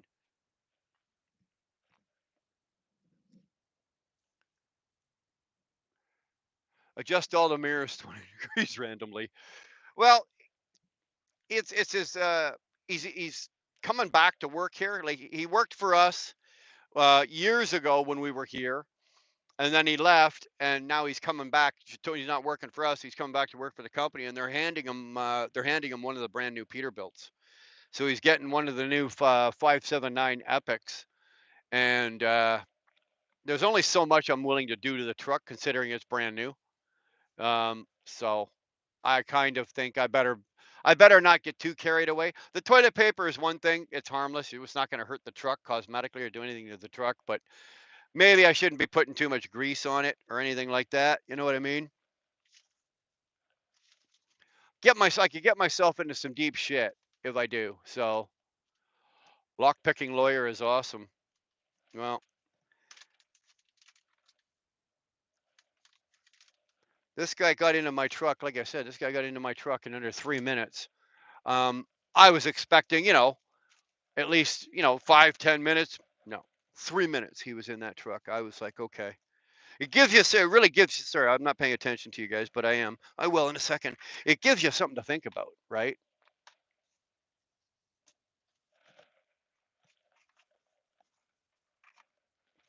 There we go. There we go. If his seat has an air nozzle for dusting, wrap tape around it. That would be okay. That would be harmless. I'll go over a little later and see if the doors are open on it. They probably are. There's nothing in it worth stealing, so they probably just left it open, and it's sitting right in front of the cameras. So it's not like anybody's going to go over and do anything to it. And besides, I think most people know that it's going to Mike Campbell, and nobody's crossing him.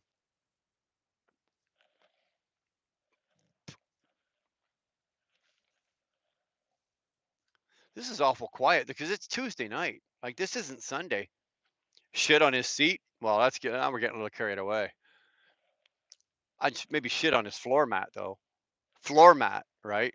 Because most guys wouldn't pick that off when they got in the truck, right? I don't. I'm not looking at my floor mat because my eyes are usually on the grab bar and the steering wheel, right? So you pull yourself up, you throw your ass into the seat like I do. I just literally throw my ass into the seat and my feet follow. So if you laid a great big steamer on his floor mat, oh, it'd be a few hours getting that out of the treads of his boots. Look at Freeway. You're just Freeway's just built for sabotage here, isn't he? I don't think I'm gonna cross you, Freeway. I'm not gonna cross the freeway. Well, that's pretty good, eh, Bry?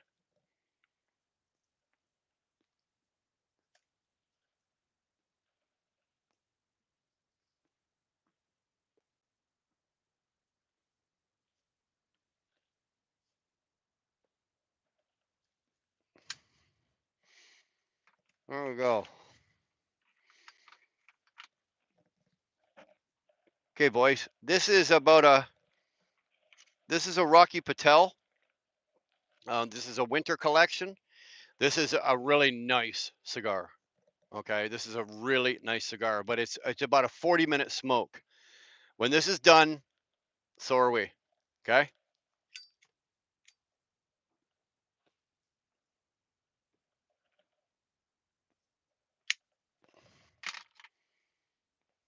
I will puff gently.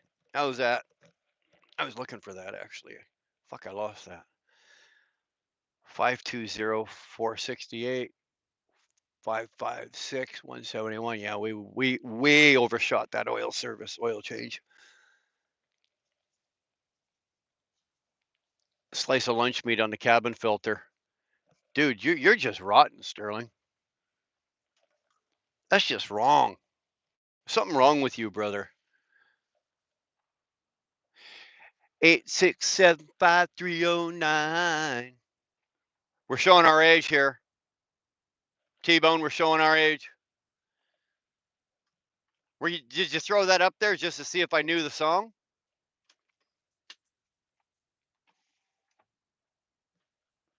Well, unfortunately, I know that song.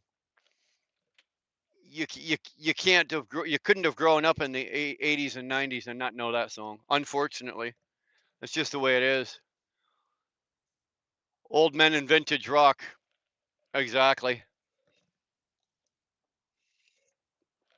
Although I wasn't a big fan of that song. No, you were pretty sure I knew it. Yeah. Is that Jenny's number? You could literally bounce off 100 songs off. If T-Bone started that with the number, right, the 8675309, and then is that Jenny's song, and then you could, there's thousands of names and girls' names and situations for titles of songs. You could just keep going off that. Limburger cheese on the exhaust, dude. Where am I gonna get fucking Limburger cheese? Where am I gonna get Limburger cheese? I'm a little short on the Limburger cheese. Although I got yogurt. Yogurt on the manifold. That would put off a good smell. Remember Mazzy Star? She's 57 years old. I don't know who Mazzy Star is.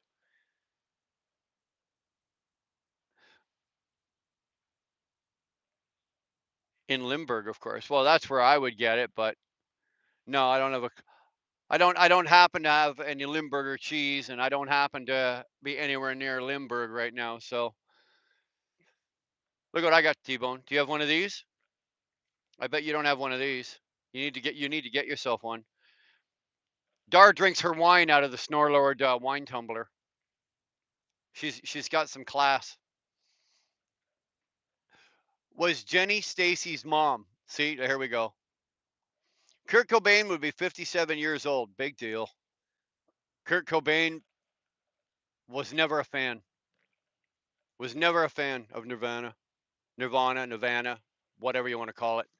Kurt Cobain was up here for a different generation than me. It wasn't mine. Oh, you're hilarious. Of course I have a gut. I was talking about look what I'm wearing.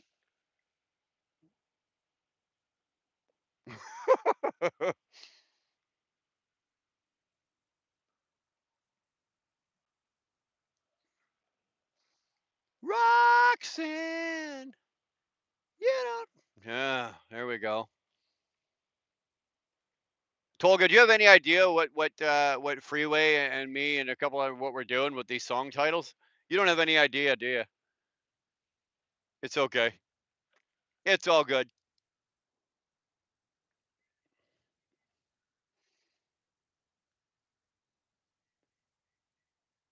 El Chapo. Actually, El Chapo had a black. His beard was black, and it was much shorter. Castro had a big beard like that, a big white beard like that. That was Fidel's.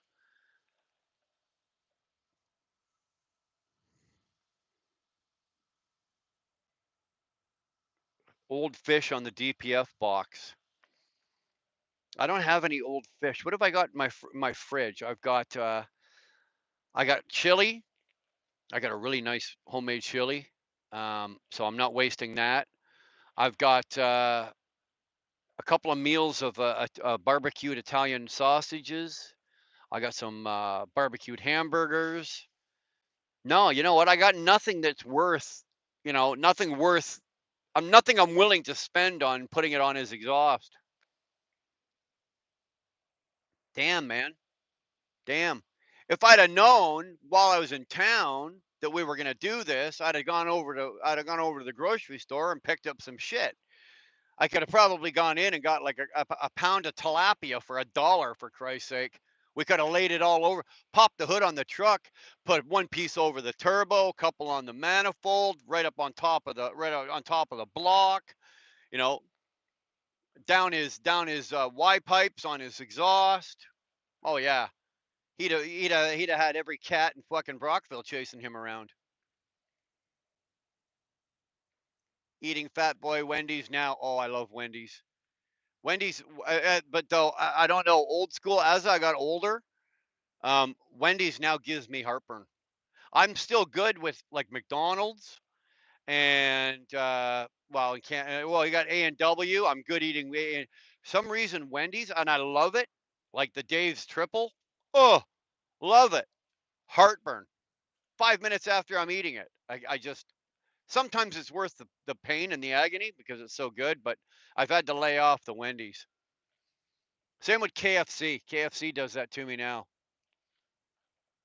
Toss an open box of tampons in his cab. That would actually be kind of cool. Or get a couple of condoms, unroll them about halfway, and just put a couple put a couple of drops of coffee cream in each one, and just leave them on the floor. Leave one on the floor, one dangling from the top bunk, right off the top bunk. Leave one dangling up there, and put one on the passenger seat. So I tried to post a new vid. ScrewTube says I do not own the copyrights to the vid that I recorded on my phone. What the fuck? Mr. Bees, you better have a come to God moment because I think ScrewTube's got it in for you. I like the Wendy's spicy chicken sandwich. I do. Jamie O, Wendy's still tastes good. I know it tastes good. It tastes too damn good, Jamie. It tastes too damn good. That's my problem. It tastes too damn good that I know that I'm going to get heartburn and I'll still eat it. Like, what does that say, right? If you're crazy enough to eat it knowing that you're going to have heartburn, uh, Mr. V, make sure no music in the background. Yeah. Yeah. I had to actually, I had to fight Dar. Well, not me, but Dar had to fight.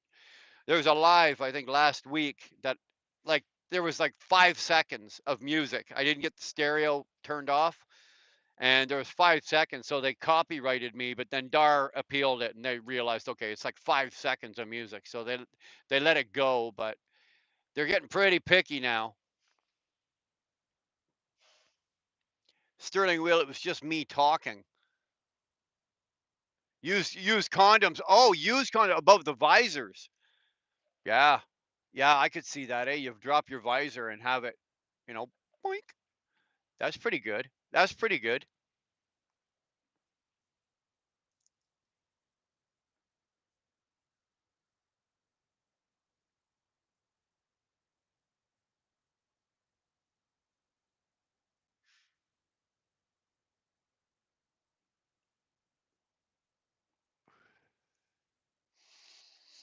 What's going on, old school? I must be invisible. Are you invisible? No, I can see you. I can see you.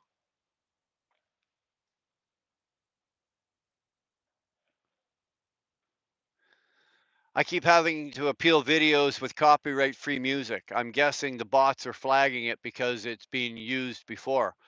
You know what? The only music I use in any of my videos, T-Bone, is my music that I own.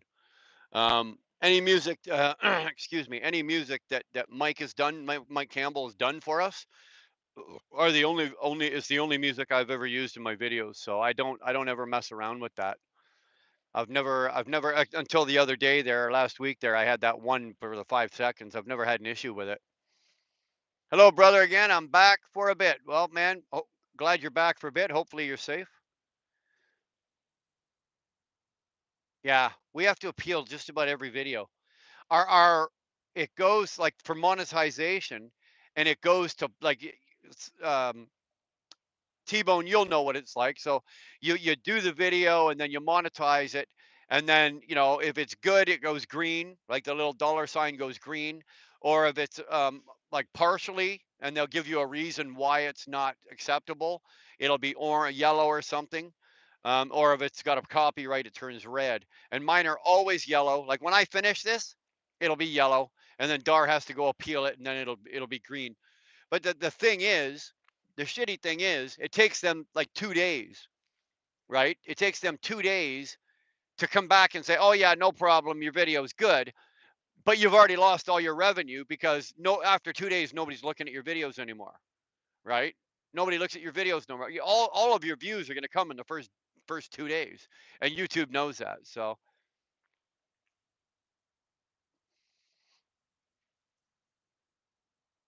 Crom, what's going on, brother? Josh, good to see you.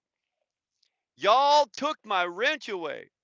No, son, we took everybody's wrench away. Well, just about everybody. We took everybody's wrench away, and we're going back to doing things the old way. I'm going to whittle it down to, like I said earlier, I explained it.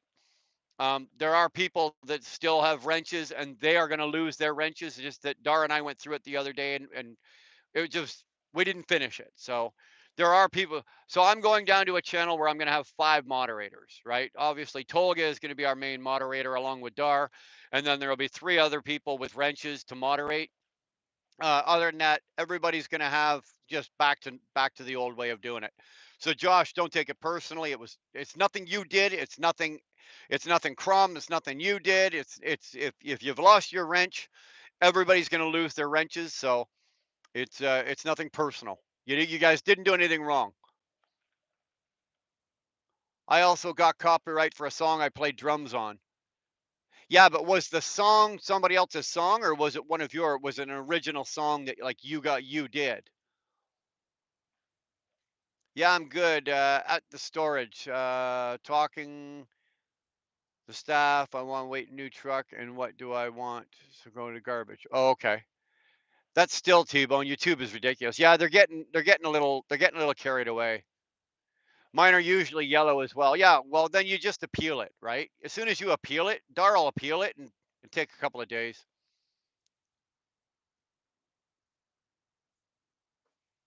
Well, if you, I've heard it happen as before as well that um, if say let's just say you have music, but it's very close to something else, they'll copyright it, right? They'll copyright it because they don't want to take the chance. So then you'll appeal it, and then they'll go have another take another look at it. So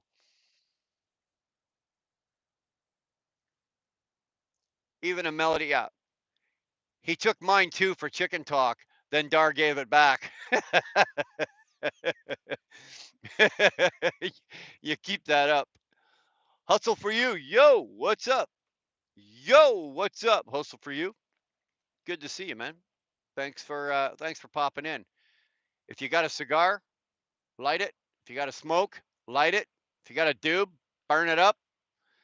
If you got a drink, get it into you. If you're relaxing, take it easy. If you're working and you're in your truck, take it easy. If you're at home, knock yourself out.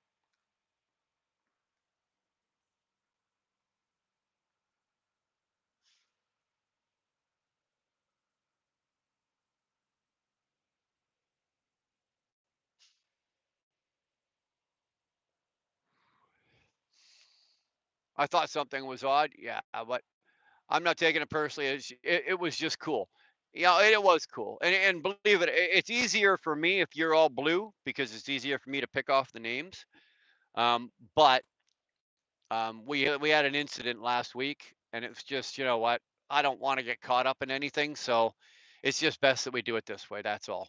So it alleviates um, a lot of things. And and Sterling's absolutely right. If you want a wrench, it'll cost you a $500 super chat. Simple as that.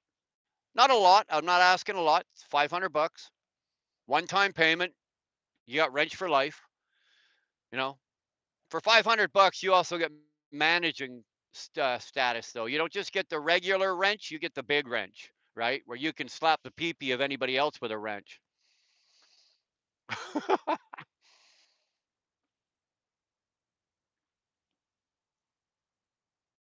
For now, I'm only going to give wrenches for people who have a channel. That's a good way to do it as well. That's a good way to do it as well. But you know what? I'm going to get it down, like I said, to five, and I'm going to get it set up in a way so that because if you don't have a wrench and you have a channel, that means you can't put your link up.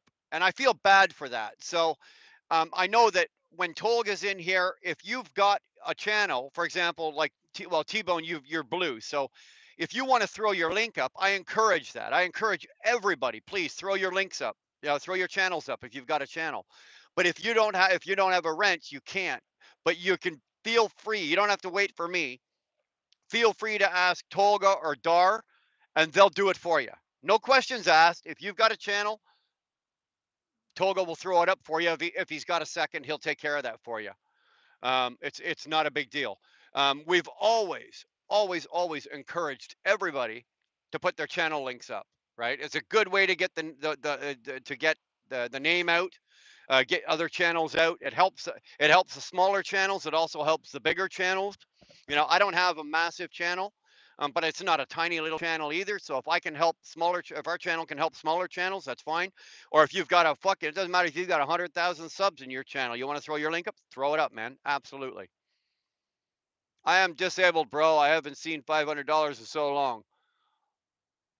Oh man, that's pulling on the heartstrings, Josh. I don't know. I might have to throw 500 bucks in for you. I might have to give myself $500 super chat. which would suck because I only get about 400 of it. YouTube takes 20%.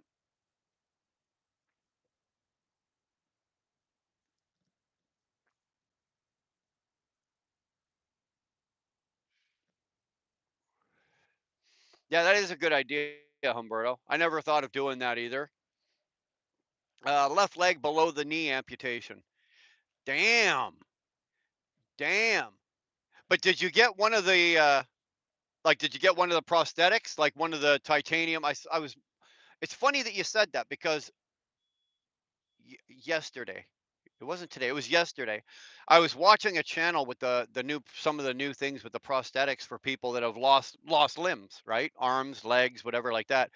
And apparently, some of these prosthetics, that are like the titanium prosthetics and this and that, and the way they're built, and they're chipped, and they've got like motors in them and shit like that. People will walk better with a prosthetic than they will with a goddamn, with their actual leg. Um, hopefully you got set up, brother. Sorry to hear that, but hopefully you're doing well. Everybody, go back and watch all the Wheel Burners videos. Yeah, but I'd appreciate it. I really would. I'm eating better chili than you have. Oh, I don't think so, brother. I don't think so. I make really really good chili. Sterling, I will throw down your wrench. Okay, I will bet you your wrench. I'll bet you your wrench on my channel and my wrench on your channel. If we had a chili off, I'll be willing to bet you. I stand by my chili, brother. I'd like to have my 1 1.25 inch wrench back. Well, what you do with your own 1 1/4 wrench, that's entirely up to you. Volvo versus Cascadia. Hustle for you. What are you looking to do with it? Okay. If you want comfort and there is performance, you go with the Volvo. If you're looking for bang for buck, if you're looking for a truck that's not going to bleed you dry, that's not going to leave you on the side of the road every 5 minutes, and that it's probably the cheapest, if not the second cheapest truck on the market to fix, then you go with the Cascadia. I've owned both, right? I've owned both, and I've bought both new, so I've had them from new. Um, I loved my Volvo, loved it. Very comfortable ride. Great truck. Very very versatile. I mean, like, you could drive a Volvo into any bad position and it'll drive itself out. One thing I really loved about it. It's even actually more. It's got a better steering radius and turning radius and performance like that than the Cascadias do. Um, but they are expensive to fix. You're limited to where you can get them fixed because if you've got this, for example, you've got one of the new, like, say, 760s, and you've got the D13 engine in it with the I shift in it. Um, if something goes wrong, bro, you're going back to Volvo with it, right? With the Cascadia, if it's a Freightliner issue, it's got to go to Freightliner. But, like, I can find a Freightliner dealer anywhere. And if it's a Detroit issue, I can take it anywhere because I've got the DD15 Detroit in it. I can take this Detroit. I can take it to Peterbilt, Kenworth, Freightliner, International, Western Star. They all work on them. So, um, if I just had unlimited money and I was just going to go buy a truck, I would go buy the new 860 Globetrotter. I would. They're gorgeous, man. They absolutely are gorgeous. Understand keeping you safe and stuff. Yeah, yeah, yeah. I changed my company name. Now I'm starting to do step deck. I also do have website so I can post my work. Yeah, I'm looking forward to that.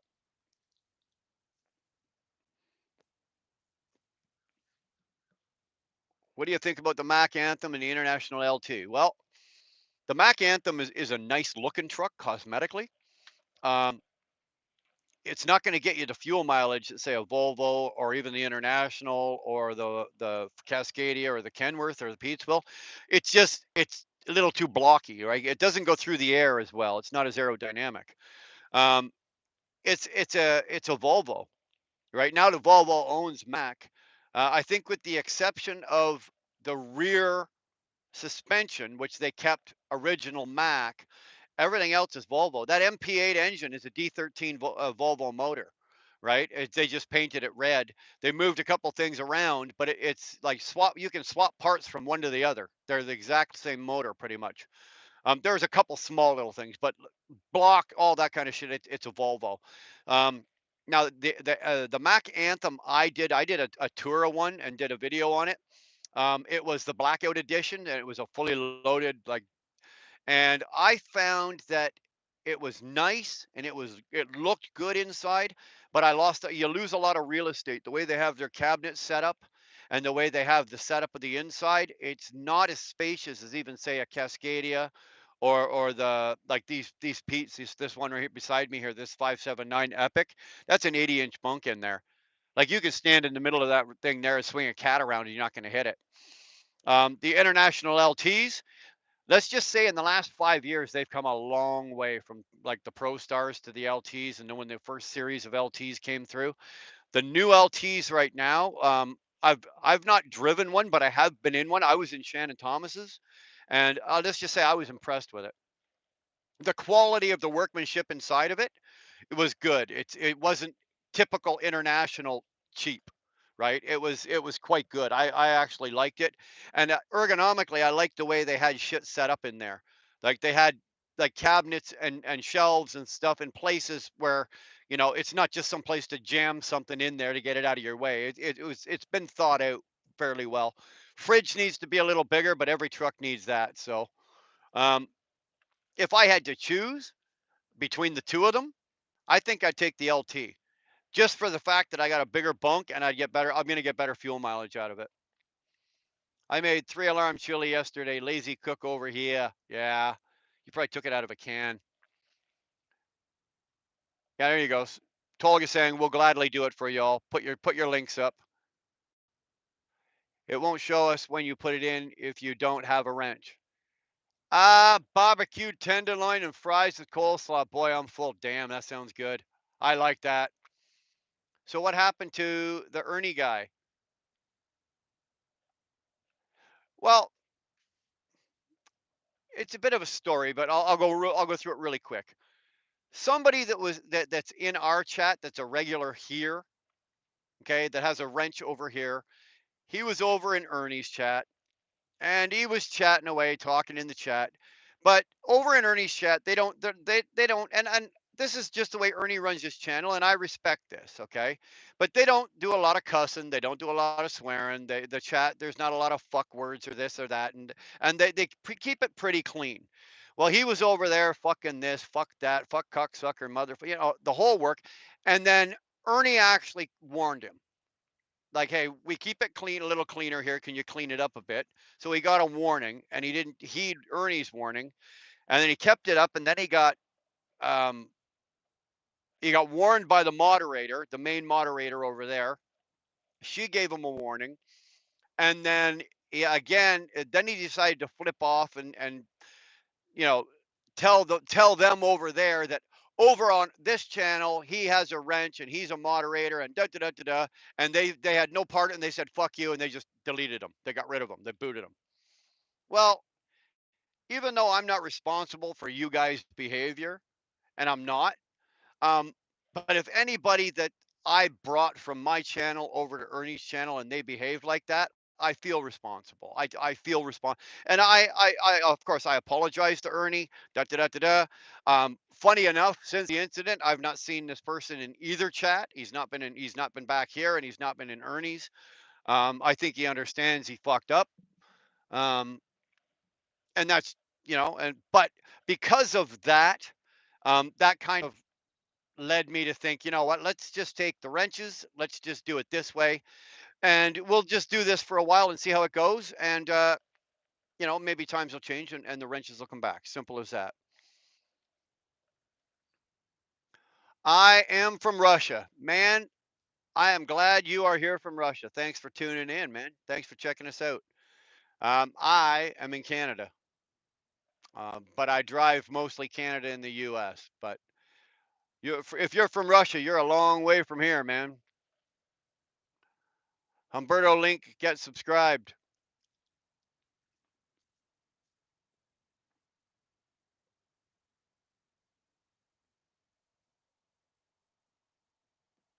is 60 cents a mile to be OT as a company driver?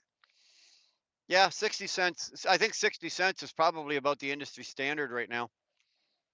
It might be even a little bit low, but it's in the standard. It's about average. 60 cents is not it's not a bad mileage rate if you're a company driver, right? If you're an owner operator, you're broke at 60 cents a mile if that's what they're paying you. You T-Bone just subbed you, Humberto. There you go. Pretty close to a high average of 60 cent mile company. Yeah, it's average. Hey T-Bone, I was thinking you was on my sub also. I see you did. Okay.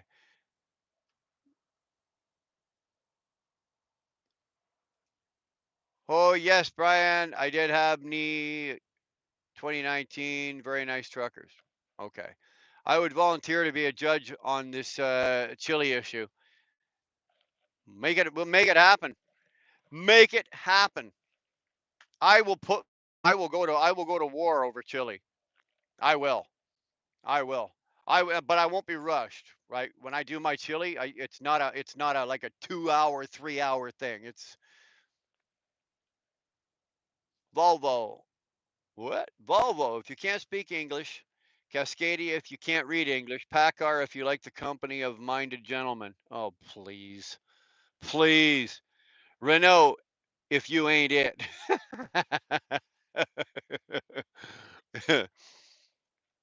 Hey, you know what? I've had this Cascadia now. I got 540,000 or 550,000 miles on this thing. This is the first truck I've ever owned I've owned 8 or 9 trucks. This is the first one that my wife doesn't complain about. First one she doesn't complain about. This thing is a moneymaker.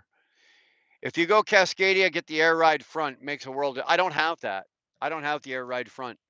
Um, I didn't have it in my Volvo either, but another friend of mine, he's got it, and he doesn't like it. He doesn't like it because apparently, as you're going to say on the ramps, the truck leans in a weird position with the air ride suspension on the front. I've never had it.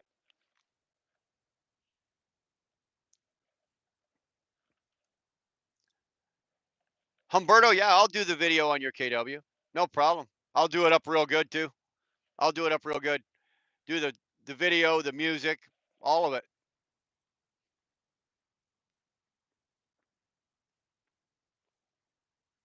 Oh, I got to interview you too. Oh, hold on. I thought you were just talking about the truck there, Junior. Let's not get carried away. I'm not out here trying to make you a rock star. I'll make your truck a rock star, but you know what? We can talk about that. We can talk about that.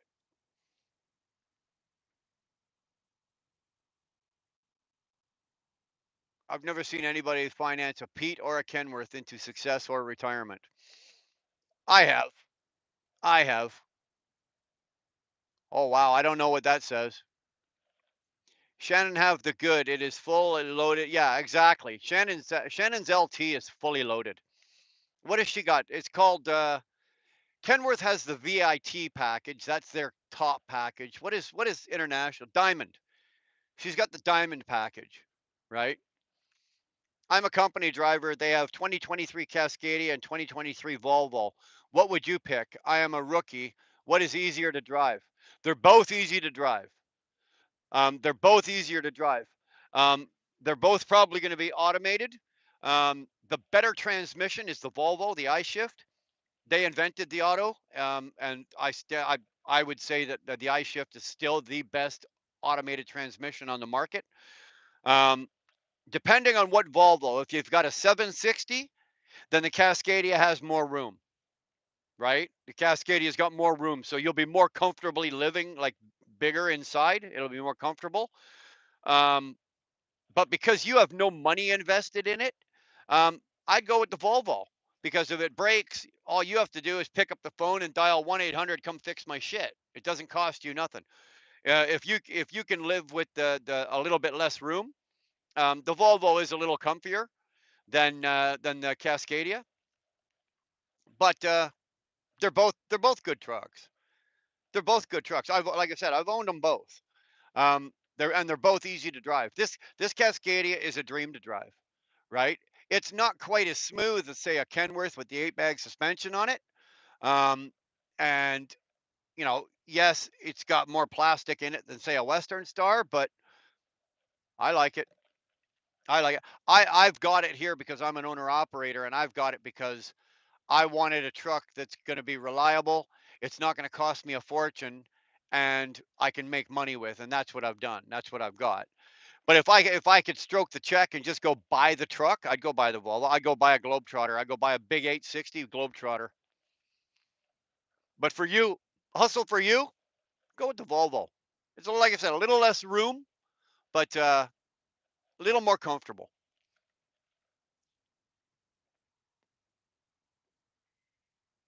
Sterling, don't fucking scare him. If he's a rookie and he's coming out here, there'll be plenty of time for him to prove himself. The industry will do that for him.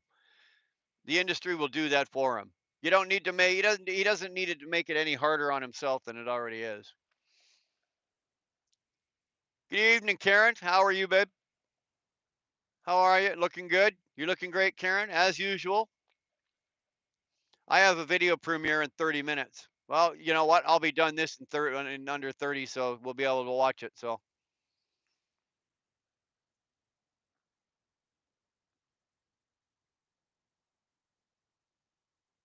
that's a good idea, Humberto. We don't talk about politics in here in general, folks. Please keep the chat clear from those type of stuff. You know what? If I go off on a political tirade, then the floor is open and people can talk politics. But unless I do first, yeah, let's try to keep people's politics to themselves. I respect your politics. Please respect the channel. That we're not going to get into that.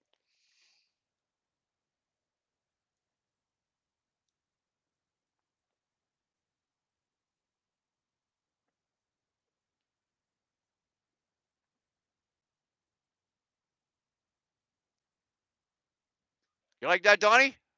You like that? You gotta show your love, right? Snorlord's in a Freightliner. Yeah, he came down. He came down about 6 notches from a Kenworth to a Freightliner. I am an Iranian military force. Wow. Well, I'm a Canadian and I'm a force of my own.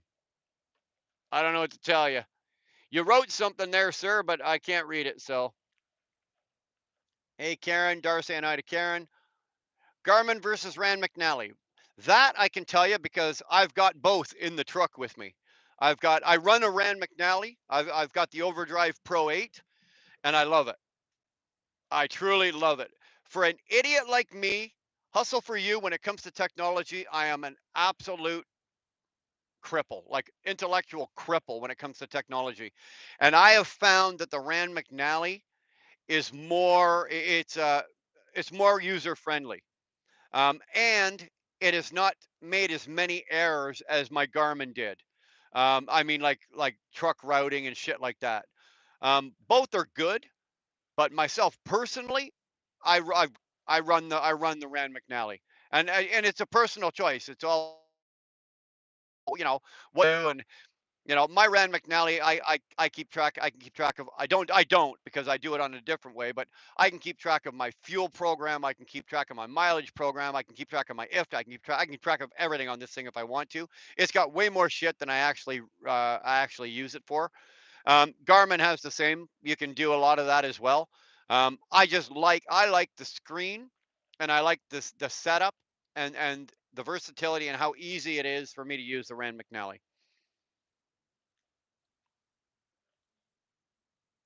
Spend 10 grand on after treatment issue. Oh yeah, dude, that would put her right over the moon.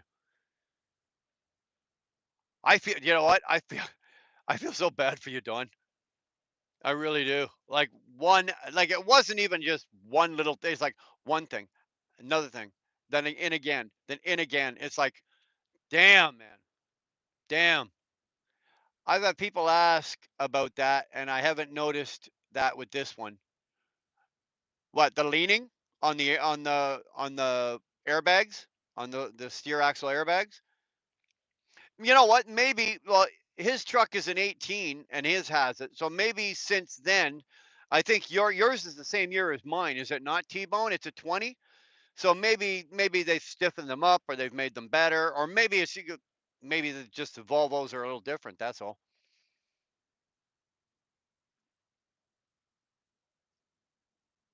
Old school, you want a manual if you're a company driver.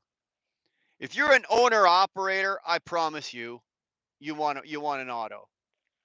And Sterling's gonna fucking argue with me here. I know he is. And he's gonna put up these numbers of what he gets driving that Freightliner with a 13-speed manual. I have yet, okay, I've driven 18-speed manuals all my life. Believe me, I know how to shift gears. I have yet seen anybody, myself included, that can shift gears in a truck as efficiently and as fuel efficiently as a computer can. You cannot beat a computer. You can't do it. Sterling claims that he can. Well, like Sterling likes to say, he's the greatest truck driver in the world, because I can't. I can't. And if you add up all of those over revs, misshifts, this, that, you know, gears, gear selection, when you're climbing hills in a manual, you got to drop gears from, if you got a 13 speed or an 18 speed, you're going 18, 17, 16, all the way down. With an auto, it'll go from 12, 11, 9, 7, right? You're missing gears, right? It jumps gears, same going through the gears going up.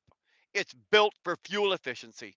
And if you add all of those little things up over the span of a year, it adds up to thousands and thousands of dollars in fuel economy. So, do I want a manual? I'd love to have an 18 manual in this. I would, but I'm not willing to give up a couple $1,000s a year. I'll take the auto and sit back and do nothing.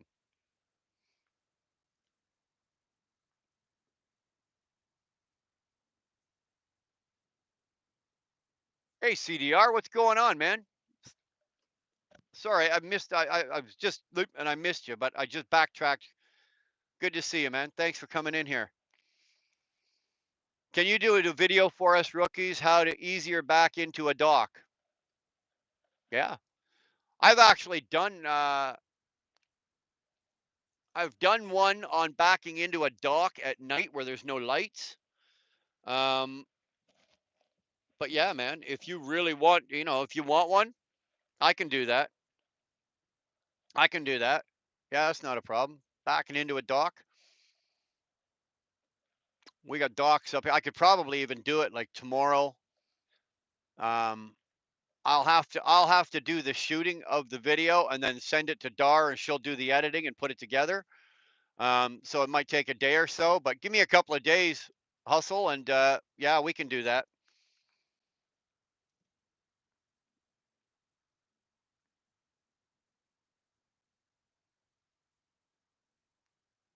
Can I see your car?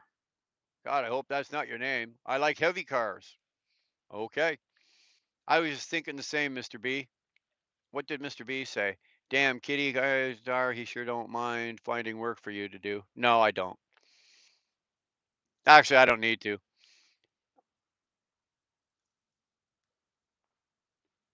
Hey, Jay, I'm doing well today, man.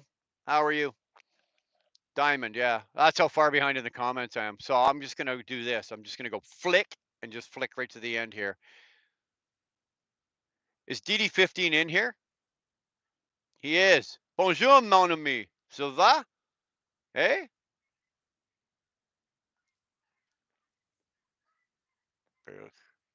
Yeah, why didn't you change your name yet? We've been begging you for fucking like a week now.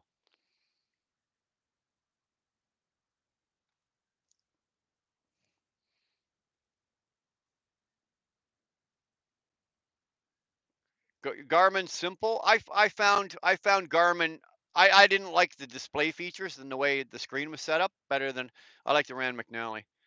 Although I'll be honest with you, I think the Garmin's last longer than the Rand McNally's because I average about 15 or 16 months out of a Rand McNally, and then it crashes. And then I got to buy another new one. This Garmin I've had for probably 3 years. Now, mind you, I don't use it every day, but I use carrier pigeons for navigation. Well, Sterling, I'm old school, dude. I still got all the instructions written on the side of my arm. So, has anybody heard from Red Hawk? I have not. Actually, I haven't heard from him personally, but I know that he was around. He was on James Best's channel a couple of weeks ago over on Rumble. So we know he's still breathing. Or are you talking about Chicken Hawk?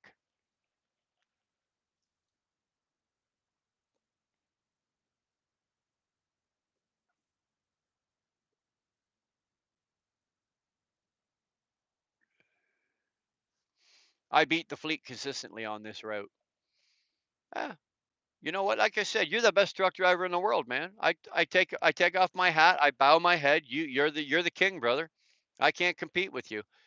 I have driven both. I do not like the auto, even the Volvo. Yes, the auto shifts better when I want a certain gear. I want the gear without hitting a button. Yeah, I hear you. If I, like I said, if I had a choice, if it was just, if I had $1 million, if I made $1 million a month and I didn't give a damn about fuel economy, I could care less. I'd have a great big fat fucking W9 loaded out to the tits with a big studio and an 18-speed manual in it. I would. But I don't have that. So unfortunately, I drive what I drive because it does the job and makes me the most amount of money.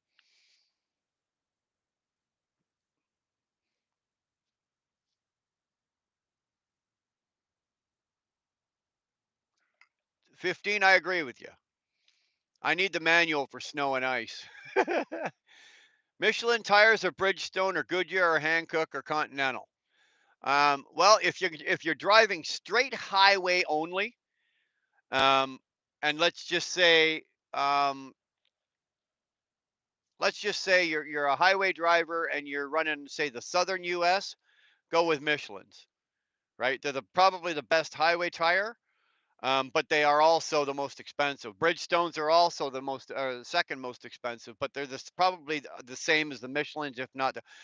Right now, I'm running Hankook tires on the back, and I've got Yokohama steers. Um, the Hankook tires on the back are because of the job that I'm doing. So I went and changed my tires. I needed new tires. Plus, I blew a tire out a couple of weeks ago. So I've had new tires put on the back, and they're the Hankook, and they're really beefy. They're really, but that's because of the heavy haul work I'm doing, and I'm in and out of that rail yard, and I'm in and out of the steel plant and shit like that. So I needed a bigger, beefier tire. Um, but for drive tires, Michelin's are still the best if you're just doing straight highway. If you're going to be doing like a lot of LTL city work, you're in and out of the cities, a lot of turning, twisting, turning, all that kind of shit. Probably go with something a little cheaper because you're gonna burn them off a little faster. Um, I got the Yokohama steers. Um, this is the first time I've ever had them. It was suggested. They were actually on sale as well, but they were suggested to try them out. I always ran Michelin or Bridgestones on my steers, and just the price, just for a small time owner operator like me, the price of Michelin's just got too far out of reach. Like I'm not paying $975 for one tire, for a steer tire. I'm just not. I can't justify that. The quality for return on investment is not there, right? I picked up these Yokohamas. I got them for I think 625 a tire. Now that's Canadian, right? I'm a Canadian, so 625 is like 450 bucks American. So I got 625 a tire on these Yokohamas, and I'm running heavy haul on them. I got 16 ply tires on, and they're doing really well. Put it this way, they're doing better than I thought. Right? They're doing better than I thought they'd do. So I'm quite pleased with them. I'm doing well.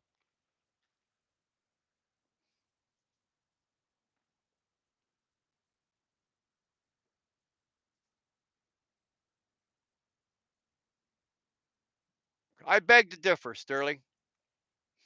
An automatic, makes up for a driver's mistake, I can agree with that. A good consistent driver will beat an auto. I can't agree with you.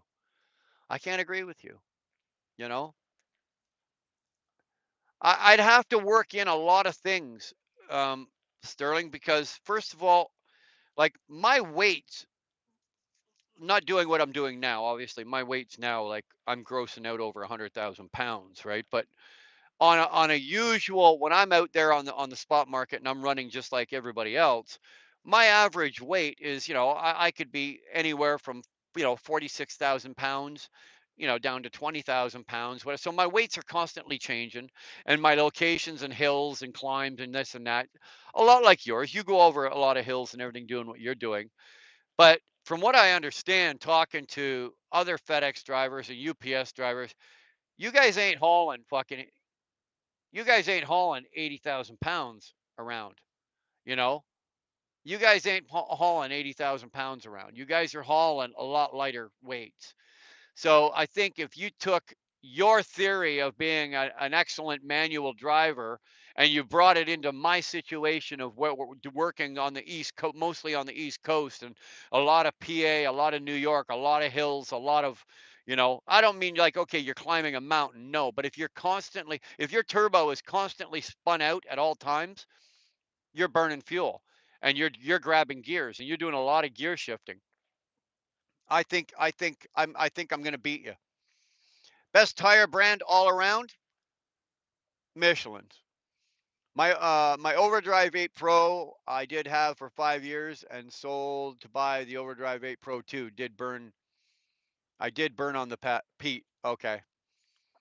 Kyle Wynn says hello. Well, Kyle, how you doing, man?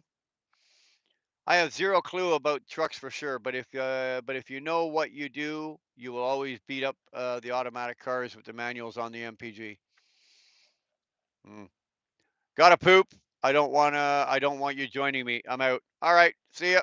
Hustle for you. I do Michelin, but Goodyear Yeah, Humberto's right. If these days you can probably do, you know, if you can't afford Michelin's, Bridgestones. Well, Bridgestones and Michelin's are now about the same. Very little. Bridgestones are a little cheaper, but Goodyear's not a bad tire. Yokohamas are not a bad tire. Um, you know, it's what's your budget? For me, it's what's my budget. You know, I'd love to have all Michelin tires all the way around, but then doing heavy haul work like mine, I'd burn them off in under a year. So, hey, how you doing, Henry? Old timer. Who you calling an old timer? You fuck. Starting or ending? We're just winding her down. When this cigar is done, so am I.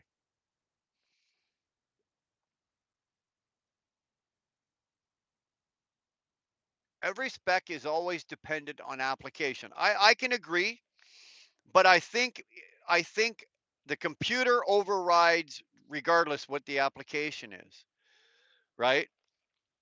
And I'll give you another example, okay? Like doing the heavy haul work that I do, this truck is still getting 6.9 to 7 miles per gallon. I don't think I'd be doing that well if I had a manual. I don't think I'd be doing that well if I had a manual. Now, I know for a fact uh, the rest of our fleet, with the exception of the new Peterbilts that are doing, there's a couple of the new Peterbilts doing these ingot loads. The rest of the fleet are all got 18-speed manuals, and I think the oldest truck is a 22. Um, and none of them are anywhere close. They're all in the fives with the 18-speed manuals. And most of these guys are veteran drivers, so they know how to jam, right? So I think the computer kind of would override regardless what the application is. I think with my application, I think the computer is still doing better than I could do manually. I had double coin drives and Goodyear steers. Double coins are good quality. Hey, you know what? They won't kill you on the bank account either. Well, yeah, my bank account was happy as well. There you go. I don't pay, Brian. Never problem with Michelin. Special on steers. I don't cheap. It's very important to have good steer tire. I agree with you. I agree with you. I might do super singles on the new truck along with air tabs. wheel covers and flow below system. Purpose on the new truck is fuel efficiency, right? Going to get overhead set as well. Um, DD15, I suggest very strongly. I've got the wheel covers on this. Um, Now, can I tell you if it makes a difference? I don't know because I've never taken them off and ran like 3 months without them. But the flow below system, if you can put that on, I would highly recommend that. WCF Invaders in here. He's got the whole system. He's even got it on his trailer, right? He went way out there. He went super singles, flow below on the truck, flow below on the trailer, um, wheel covers, and that guy gets like 10 miles per gallon, right? He drives his truck very efficiently. Um, he doesn't speed. He's not running around at 70 miles an hour, and he's got a 10 mile per gallon truck.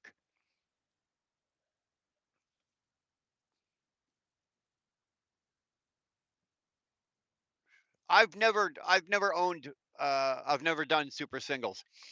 Um, I did borrow one of the trucks here, one of their Peterbilts, one of their older ones that had super singles on it, and I drove it for a day, and it felt a little different. The ass end felt a little slushy, but that could have just been me. I don't know. Well, what trucker headphones do you? Blue Parrot, man. Blue Parrots. This is the new one. This is the Blue Parrot, whatever XD, whatever 5. But I've had Blue Parrots all the way through, and I've tried all of them. I've tried all the different brands. This one here has got to be the best one I've ever had. Best one I've ever had. It's for sound quality and for charging time and for length of time it stays charged. This one is the absolute best. As I say that,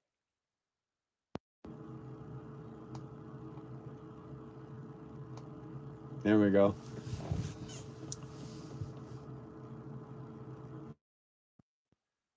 there we go. Um, yeah. So the Blue Parrots, in my opinion, just my opinion, I've tried them all. The Blue Parrot's probably the best one. It's not the cheapest one. It's not the cheapest one, but if you want good quality, get the Parrot.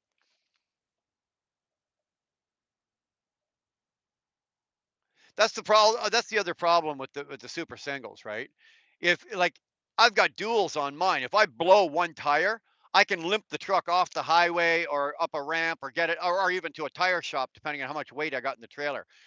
You blow a super single, you're on the side of the road. You're not going anywhere. You're not going nowhere. Gotta go. We'll be back. All right. What you puffing on? This is a Rocky Patel. It's called the Winter Edition. It's like a limited. Really good stick, man. Really good cigar. Um, I'm about I'm about 2/3 done. I've already gone through. I'm into the second flavor change on this one.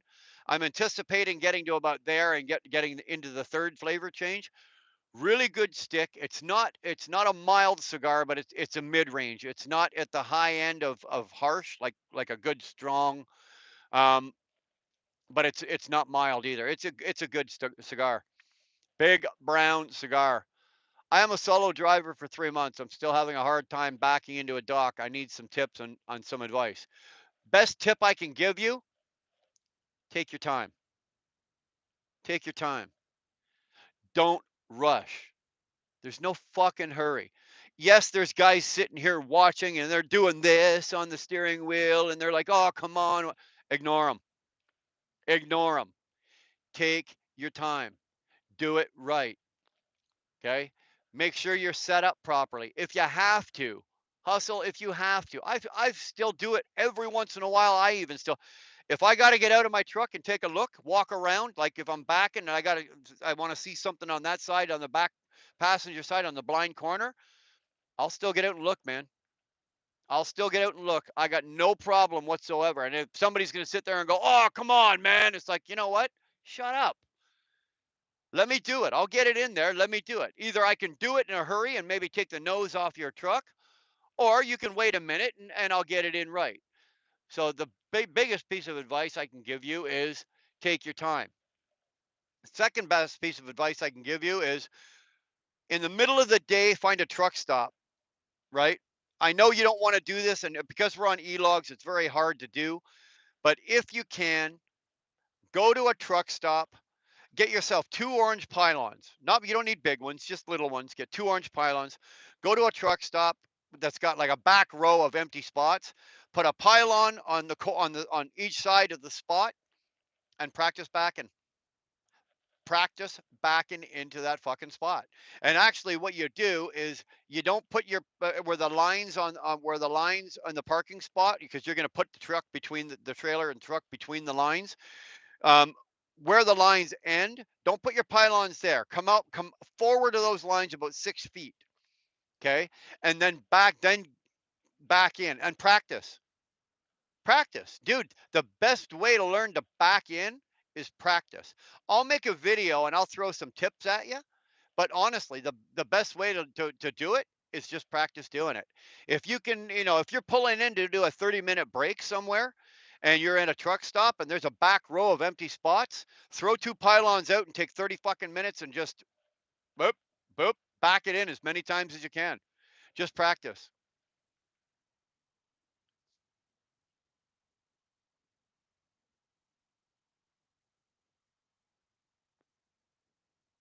I was here. Where are you now? I'm at our yard. I'm at our yard. I'm parked. I don't have to. I start work about 1 o'clock, 1:30. So um, I just lost my thought. I'm at the yard. I'm not doing anything. I'm not doing nothing spectacular. I'm going to finish this cigar and finish my Dr. Pepper and go to bed.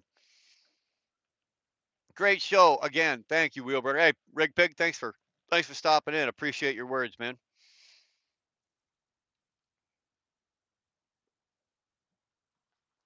I believe the gravel truck, short haul, a lot of construction sites, you're better with an 18-speed manual.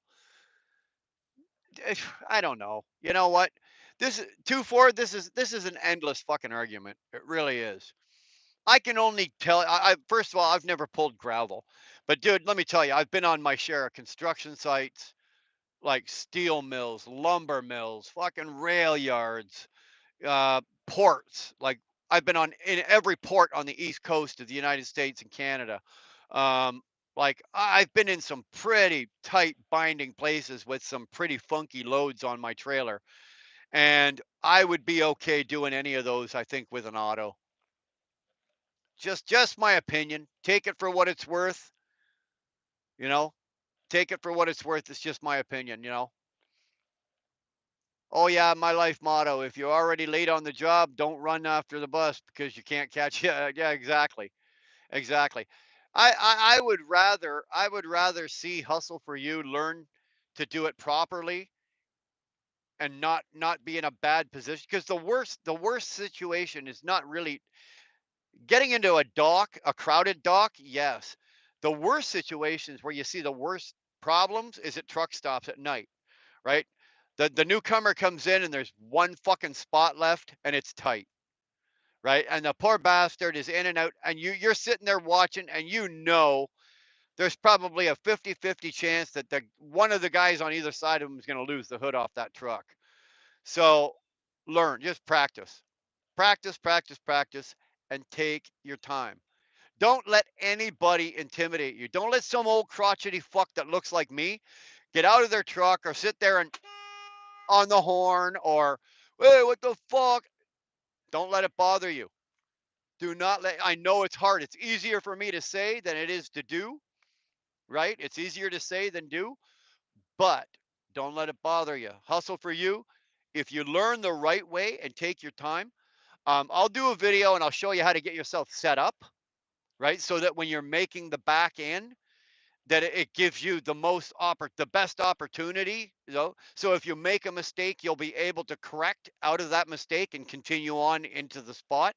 I can show you that kind of stuff, but at the end of the day, brother, it's all on you. It's 100% on you. How much practice you get doing it, how many times you've done it, and what little you'll come up with tricks of your own. You really will. I can now, like, I've been doing this so long, and for years I came off the road for a few years and I was shunting, right? So I was a yard dog for years. So, and in those cases, we had to blindside trailers into certain places. So now, even with this truck here, this I can blindside, right? But I've got little tips and tricks of what I do. I got my finger on the mirror, and I've got that mirror as the turn is going. I'm moving the mirror along. I take the cover off the back window on the passenger side bunk, right? And I'm looking at that mirror and I'm looking out that window and I can see the back end of my trailer, and what I'm doing is it just the same as I'm doing it on this side. So little tricks that you'll learn, little tricks you'll learn, but you'll learn those as you go. You'll find out what works for you and what doesn't work for you. Nobody has a nobody, I don't care who they are out here, I don't care in the chat or in the world, I don't care. Nobody's got the best way to do it. You're going to learn, like we will show you like the way the industry teaches you to get yourself set up, and that is probably the best way to get set up. But once you start backing that bitch in, it's on you what you do with it, and you'll learn. But patience and practice. PP. Patience and practice.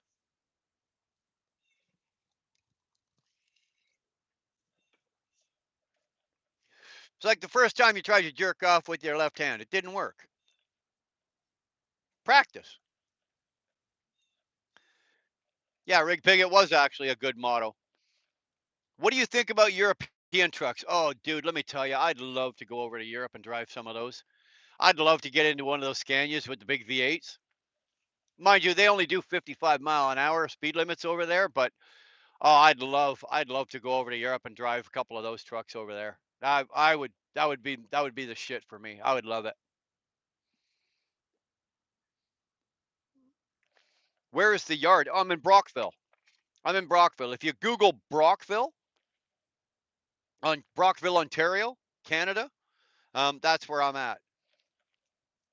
If you want to Google ATS transport, it's a great big yard, and if you go to Google Maps and you do the satellite view, I'm at the south end with backed in against the fence of the south end of the property, parked right across the street from the shop.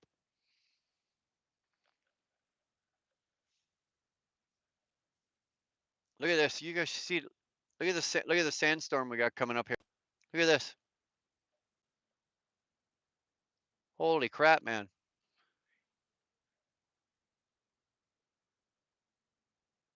I'm parked beside two other trucks, so they're blocking the wind. But yeah, we got a storm coming because the clouds are just getting darker and darker. There's gonna be a good storm in here tonight. Japanese trucks are excellent too. You know what? That's something, Tolga, I've never really paid a lot of attention to. Like the Japanese trucks, or say the trucks in the Philippines or anything like that. I've never really paid any attention to it. In what states in the US can you park on ramps? I think it's still legal in most of them. Holy fuck, guess not. Hold on, we got to close the window. Here comes the rain too. In the US, I think most of them it's still legal to park on the ramps. Um, I think there's a couple that you can't. But you know what? I'll be honest with you.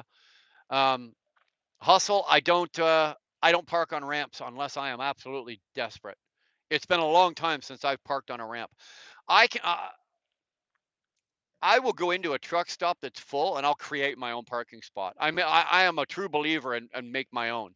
As long as I'm not going to damage anybody, and it's possible for everybody else to get out and around me. In a worst case situation, I'll create my own parking spot. I really hate parking on ramps. I truly do.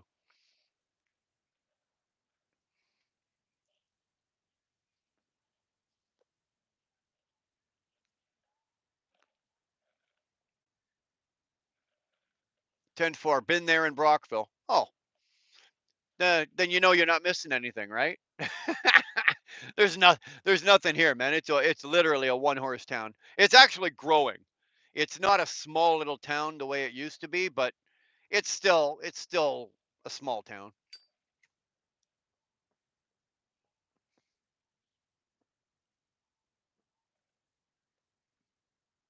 What's going on, David?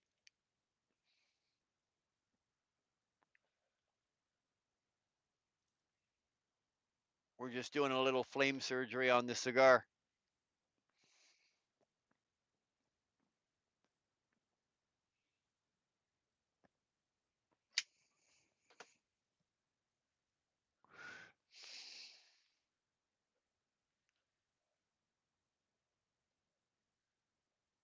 Sometimes I amaze myself getting the backup from the first shot on the first shot in a tight spot. Dude, Eamon, we all do. We all do. What's more impressive is the feeling you get because you know when you're pulling into a truck stop, right? And we all do the same thing, right? We all pull into the truck stop, we pull our brakes, set our e-log, do our post trip, whatever. And then we sit in our driver's seats and we sit on our phone and we do this and we just watch what's, and usually you do that for about an hour or whatever, right? So you know there's always at least 10 guys watching you. So the better feeling is when you do it in a real tight spot and you do it the first time and then you sit there and it's like, yeah, motherfuckers, I meant to do that. Yeah. Meanwhile, you're sitting there going, damn, that was lucky. We've all done it. This weather sucks.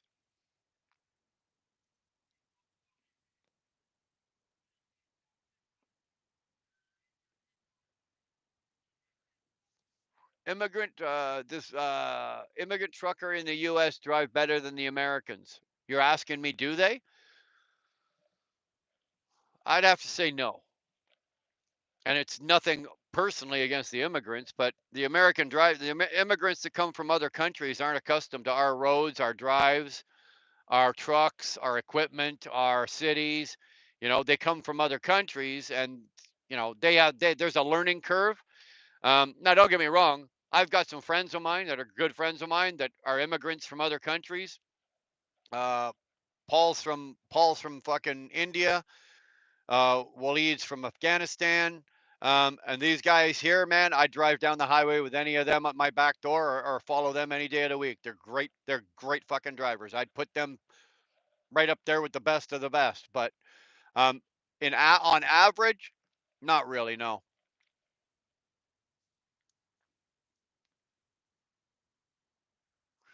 Well, 2-4, you're right. That's a good point. Right? Long haul makes it hard to learn backing. Only do it once in a while. Hauling gravel, we back in 10 to 12 times a day, and there's no pavement. I got you.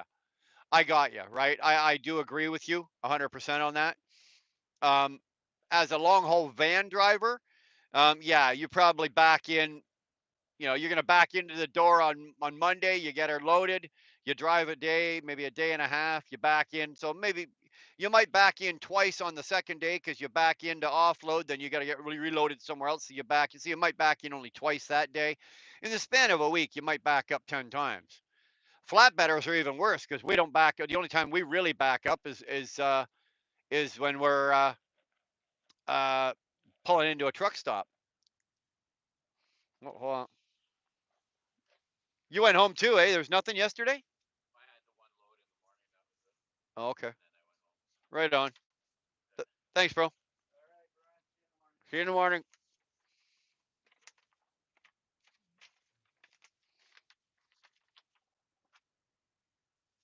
Yeah. So you take a 30-year flatbedding veteran.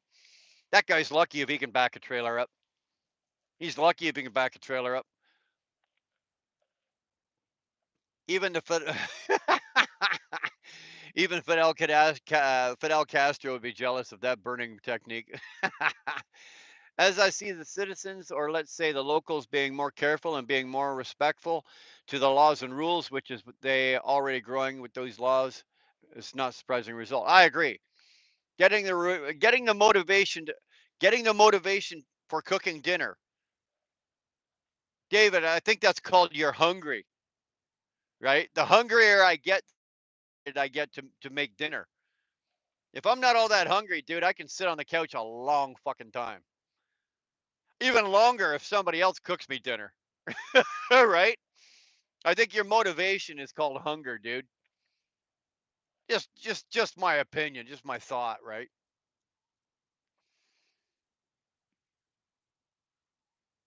Look at that. Sure shit. As fast as that started, it's gone. But now I think this is now the calm before the storm. I think we got the wind and all the shit, and it looks like it's probably going to open up any second. Wow. So hey, we got. I'm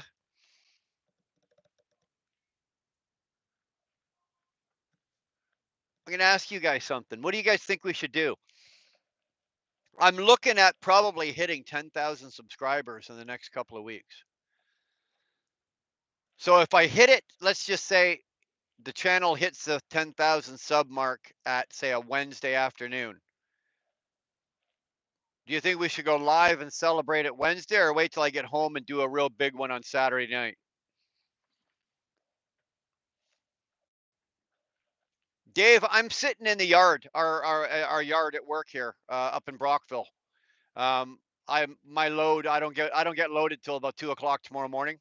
So I'm just sitting here. I just drove up from the house tonight. Like I left the house a few hours ago. It's only 70 miles up from my place up to here, so I just drove up to here, pinned my trailer. I'm gonna finish this and finish my drink, and then I'm gonna hop into bed. I'm gonna go to bed like now, and then because I got to get up at 1:30 type deal, and go load.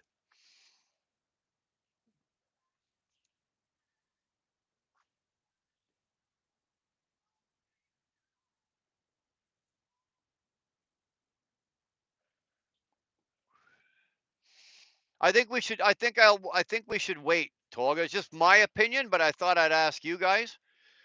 I think we should wait until like I said, if it goes over 10,000 or we hit the 10,000 subs, say on a Wednesday or a Thursday, it'll be okay because we're gonna be live that day probably anyway. But we'll wait till Saturday night and do it Saturday night, right? We'll do it from the house. We'll throw the stream yard up and we can do it that way, right?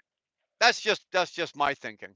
That's just my thinking. David, yeah, Dave says Saturday night, Saturday party time. I think so too.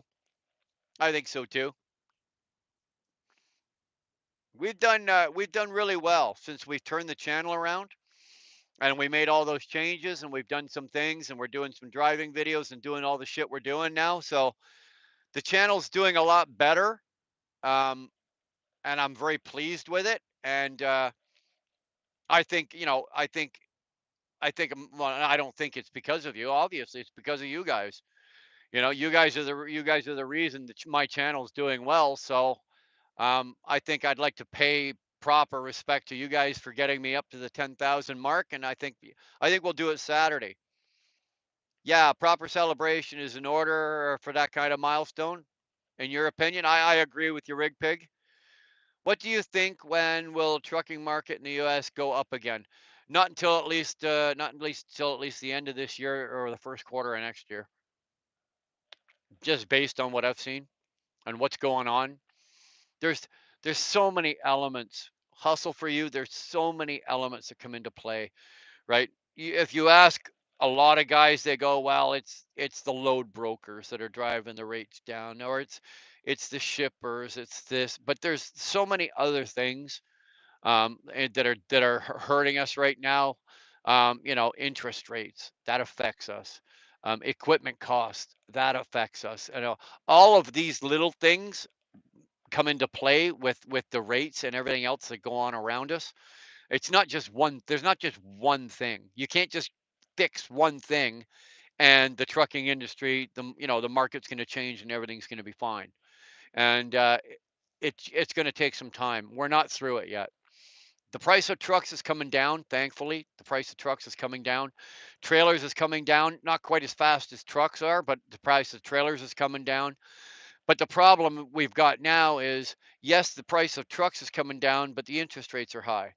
So yeah, you can a truck that cost you 40 or 60 grand or say 80 grand now costs you 50 grand, but on a 4-year lease before or a 3-year loan or a lease, however you do it, right? Instead of paying 5.25%, you're now paying fucking 8 to 9 or 10%. So are you actually coming out that much farther ahead? Not really. There's just a lot. There's just a lot to come into play for that. David, that's a good point as well. right? That's a good point as well. I think you're going to see is just before November, you're going to see a spike.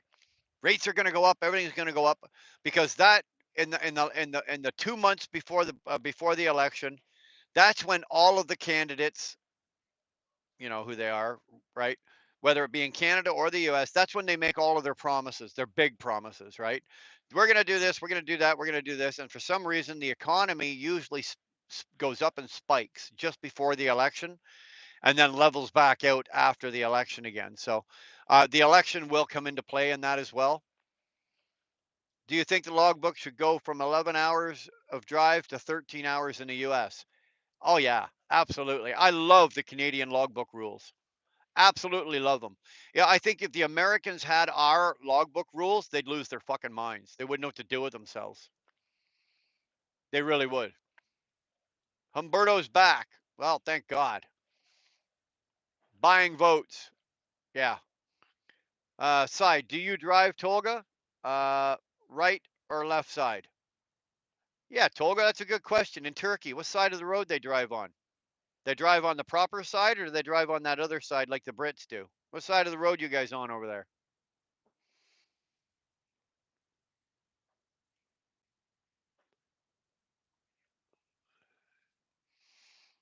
You got some rain coming in down there too, for? Yeah. I think this whole side of the country, from where we are here all the way to where you are, I think the whole side, I think the whole eastern seaboard or whole eastern side of Canada is going to get it. I don't mind the rain, but it'll knock down some of the dust, but it'll make a total swamp of that rail yard tomorrow morning. I get out of I pull into the rail yard and I get into the staging line where I line up to get loaded, and I open the door and I step out and I got my work boots on, and the water comes up over the toes of my work boots, like just below my ankles. So do both Wednesday and Saturday. Oh, okay. Shit, when you put the staff on storage and you think you don't have nothing, and it's a lot of shit. Yeah, that's the way it always is. Every time we move, we go, "Oh, it won't be that bad. We don't have some." Then you fill the truck and you're closing the doors on the back of the truck and you're having to lean on them to get them to close.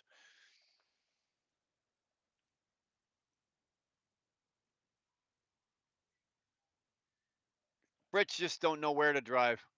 Just give them a few centuries and they will change the correct side as well. Well, it's like we were joking. I was joking with Jim the other day because he's over in Ireland, and I said the Irish just don't give a fuck. They just all get drunk anyway, and they drive on whatever side of the road they want to. Is there a state in the U.S. that trucking companies pay more or no? You know what? Hustle, I don't have an answer for you. Um, I don't work out of the U.S. I'm a Canadian, so I work out of Canada. I'm an owner operator, so I pay myself. But I'm leased on to a company that I work. I put my truck on with a company here. Are there any states that pay more out of the U.S.? I don't know, man. Be honest with you, I don't know. That's a good question. If there's anybody else in here that's a U.S. driver that has an answer for you, um, I don't know. Loves all day long. Loves. There's still more pilots and flying J's than there are loves. Petros are just a dump. Most of them are just fucking dumps. Them and the TAs. They're just you go there for fuel and fuel only, and to park if you have to. But my opinion, I go to Loves. If I can get into a Loves, I go to Loves. They're clean. Most of them are have been updated and they're new. Um, they got the new ones all got big parking and everything now. They're well lit. You can, if you're a female driver, you don't have to worry. If you have to get out of your truck in the middle of the night and walk into the building, it's fucking like the whole it's lit up. It's really well. Loves is probably the best. I think you can probably get cheaper fuel at the Flying J's depending on what your card is and your discount because the J's are a bigger. But Loves.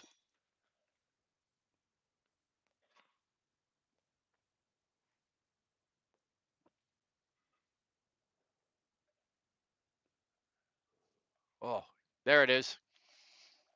Just got it. The flavor change. There you go. There's Humberto's channel. Pay is based on experience. Rates are based on demand. Exactly. Exactly.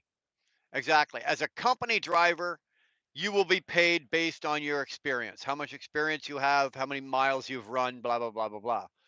As an owner operator, rates are based on demand. And in the industry, rates are based on demand. My discount fuel is better at TA, Petro, and pilots and Flying J. Yeah. Mike Tyson or Muhammad Ali? Look at you with the questions. Um, I think if Tyson in his prime fought Ali in his time,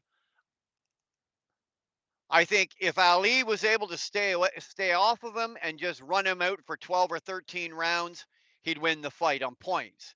He's not going to knock out Mike Tyson. But on the other hand, all Mike needs is one shot. One uppercut was right uppercut or the left hook. It would knock Ali out. So it's one of those. What's the situation? I'd probably have to say I'd have to say probably sorry, Tyson, because I don't think Ali would be able to dance away from him for 12 rounds. Tyson versus Jake Paul. I think Jake Paul's going to have busted ribs and he's going to regret the day he ever stepped in that ring. Even at 58 years old, Tyson's going to fucking smoke him. And now that Jake Paul has made it personal with him, Mike is not looking at this as an exhibition match anymore. Tyson's now looking at this as I'm going in and I'm going to hurt this guy because of what he said and what he said to my about my family and da da da da da da da da. Jake Paul's in deep shit because now Tyson's not going in going, okay, if you look at Tyson now, ooh,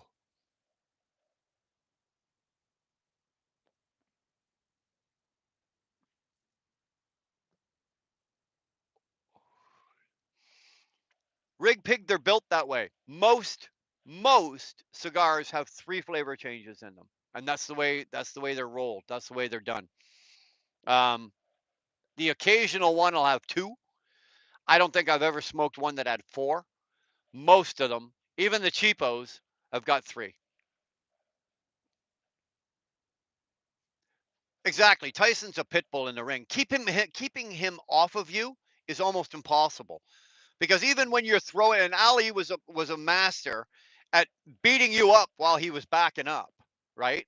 I know because as a kid, I watched every Ali fight that he ever fought, and most of the time it was on Wide World of Sports on Sunday, and it was usually on a Saturday night or a Sunday night.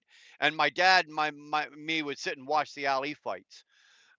But then even then, I've watched all the reruns and everything. I loved Muhammad Ali, but I also loved Mike Tyson. So I'm gonna say Tyson would win that. I don't think Ali could back up and beat him up for 12 rounds because Tyson's just got too many tools in his fucking tool chest.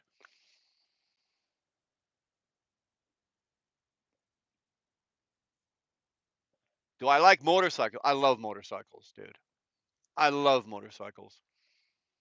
Rode bikes all my life. Well, I had to give up riding bikes for a few years now, due to back injuries and shit like that, and sustained problems with my back. Um, but the new bikes that they've got now are going to enable me. We're doing a couple things. We're making a move and everything like that. I'm getting another bike. So I will be back on a motorcycle probably in the next couple of months before the end of bike season this year. So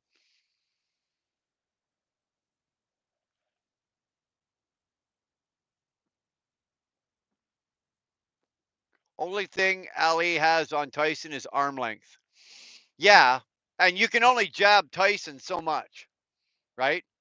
Ali's going to jab the shit out of him, right? And then throw his famous jab, jab, jab, then jab, jab, right? And that's what he's worldly and do his little shuffle if he has to. But you can only do that so much to Tyson because he's just going to keep coming at you, and he's going to put the arms up and do this when he comes in, and you're going to throw the jabs, and eventually he's going to come right through your jab, and he's going to come like this, like this, like this, and then he does this, and then as he comes back to the right, this hand drops and comes up, and he just comes straight up with you. Trust me, I have watched hours of tape on Tyson. Love Mike Tyson. Japanese, Italian, or American? What do you? I hope you're not talking about women. What are you talking about? Cars? Japanese. Japanese for if you're talking about cars, I'd say Japanese for reliability. Um, if you're talking about exotics, you probably go with the Italians. And if you're talking about like just pure out grunt muscle cars, American.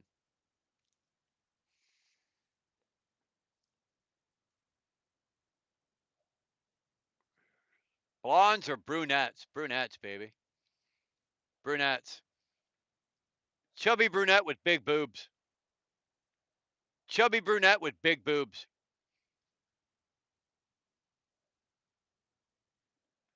I am curious if he doesn't know these names or purposely refusing to read. What did I miss? Sorry. Tolga, I'm not missing anything. Sorry, did I miss something? Johnny Sins or Mia Khalifa? I don't know who that is. Sorry, bro. Don't know. Motorcycle. Oh, motorcycles. Japanese.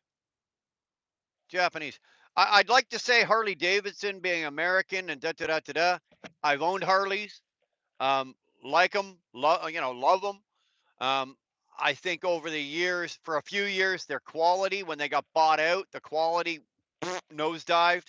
But now that they're American owned and back as an American company, and they're back to building bikes, so I think the quality's come back up. But I think the Japanese bikes, especially the cruisers, um, and the sport bikes are, you know, well, Ducati's sport bikes are good.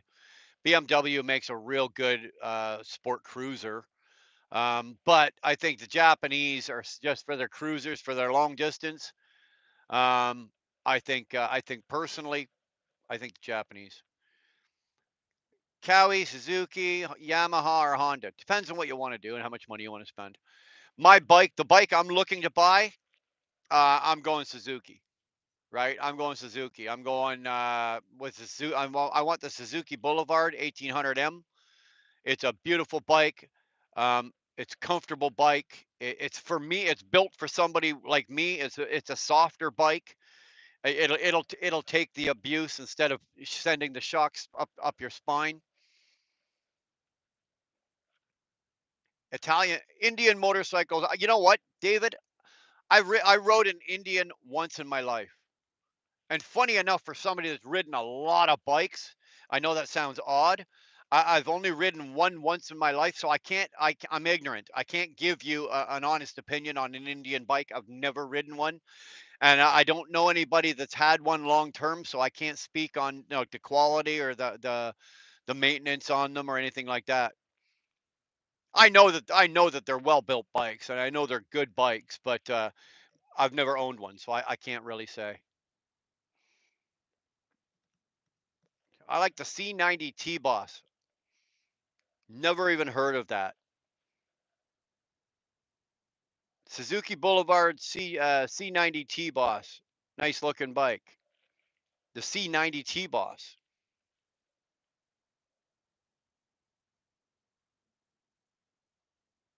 Is that the older version of the 1900M?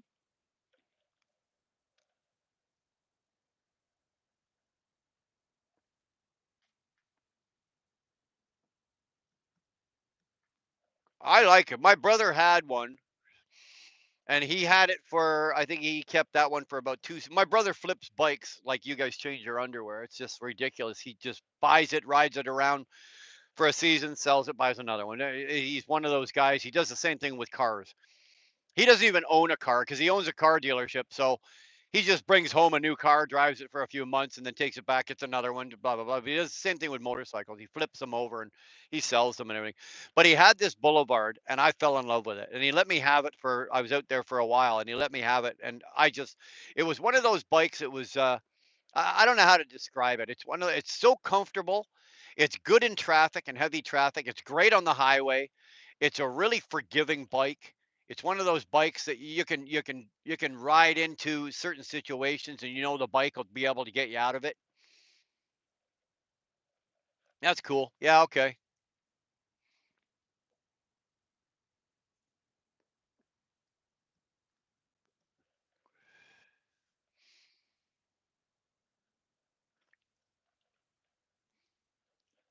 Il est impossible de ne pas être d'accord avec moi.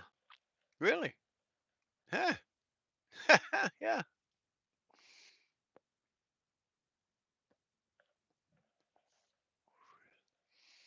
Not a bad night, boys.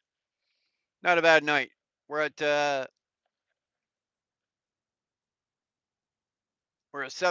here, so I'm gonna shut this down because I do got to go to bed, and I do got to call my lady and say goodnight. Just make sure my log is set up for tomorrow. Yeah, we're good. We are good. I got a complete reset in, believe it or not.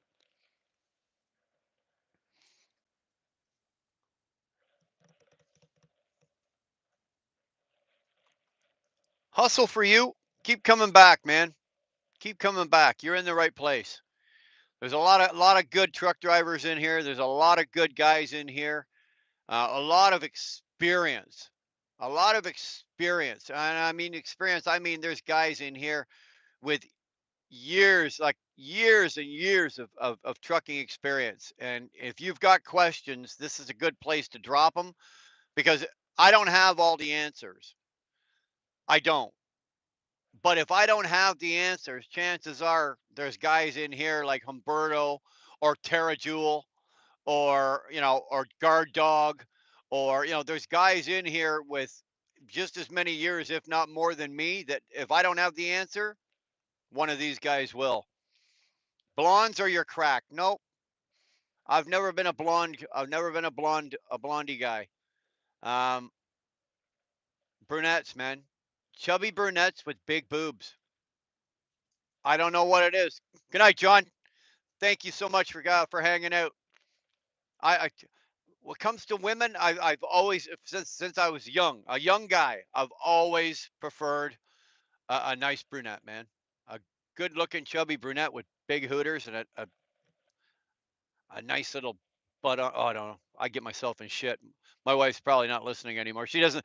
Dar's in here usually for the first couple of hours, and then she's like, I listen to this idiot talk all day long anyway. I don't need to listen to him all night. So thanks for your advice. Nice talk about it. Just keep coming back, Hustle for you. It's great seeing you. Thanks for coming in here. Be well, be safe, and God bless. All right, David. Yeah, this thing's just about done. So I think I'm going to call this. Sorry, Terra Jewel, you got in here a little late, brother. But I appreciate you sticking your head in. I just saw that, Humberto. I just saw the text pop up. I'll go take a look at that. As someone who's been trucking for 100 plus years, I can tell you that it's always good to have a woman in your truck while driving for moral support. James, you're a retard. You're a retard. What about Ebony? An ebony woman? Like a black woman? I got no problem with black women. I got no problem. I don't care what color a person's skin is. I don't give a damn.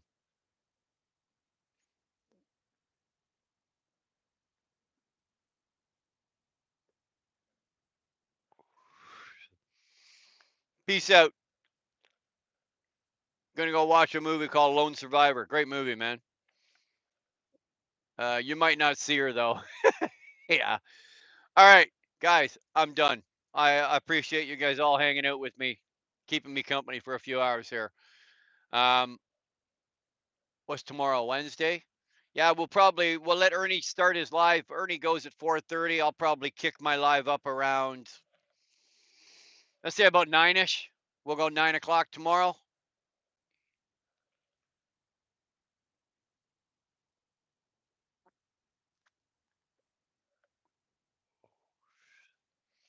If you guys are into it for tomorrow, we'll go live in tomorrow night. I just had to think about that. What's going on? Okay, I got 2 loads. The first one on, I'll get back up, and then I'll go live as we go down with the second one tomorrow. Hustle for you. Take it easy, man. Huge stick, Santa. Oh my God, it's you. I remember you, dude. I remember you. I haven't seen you in a while. Oh, I'll go back and watch Debbie Does Dallas. Good reminder. Peace. Debbie Does Dallas. Oh, please. See you later. All right, guys. I'm serious. I'm out of here. Take it easy. Have a good one.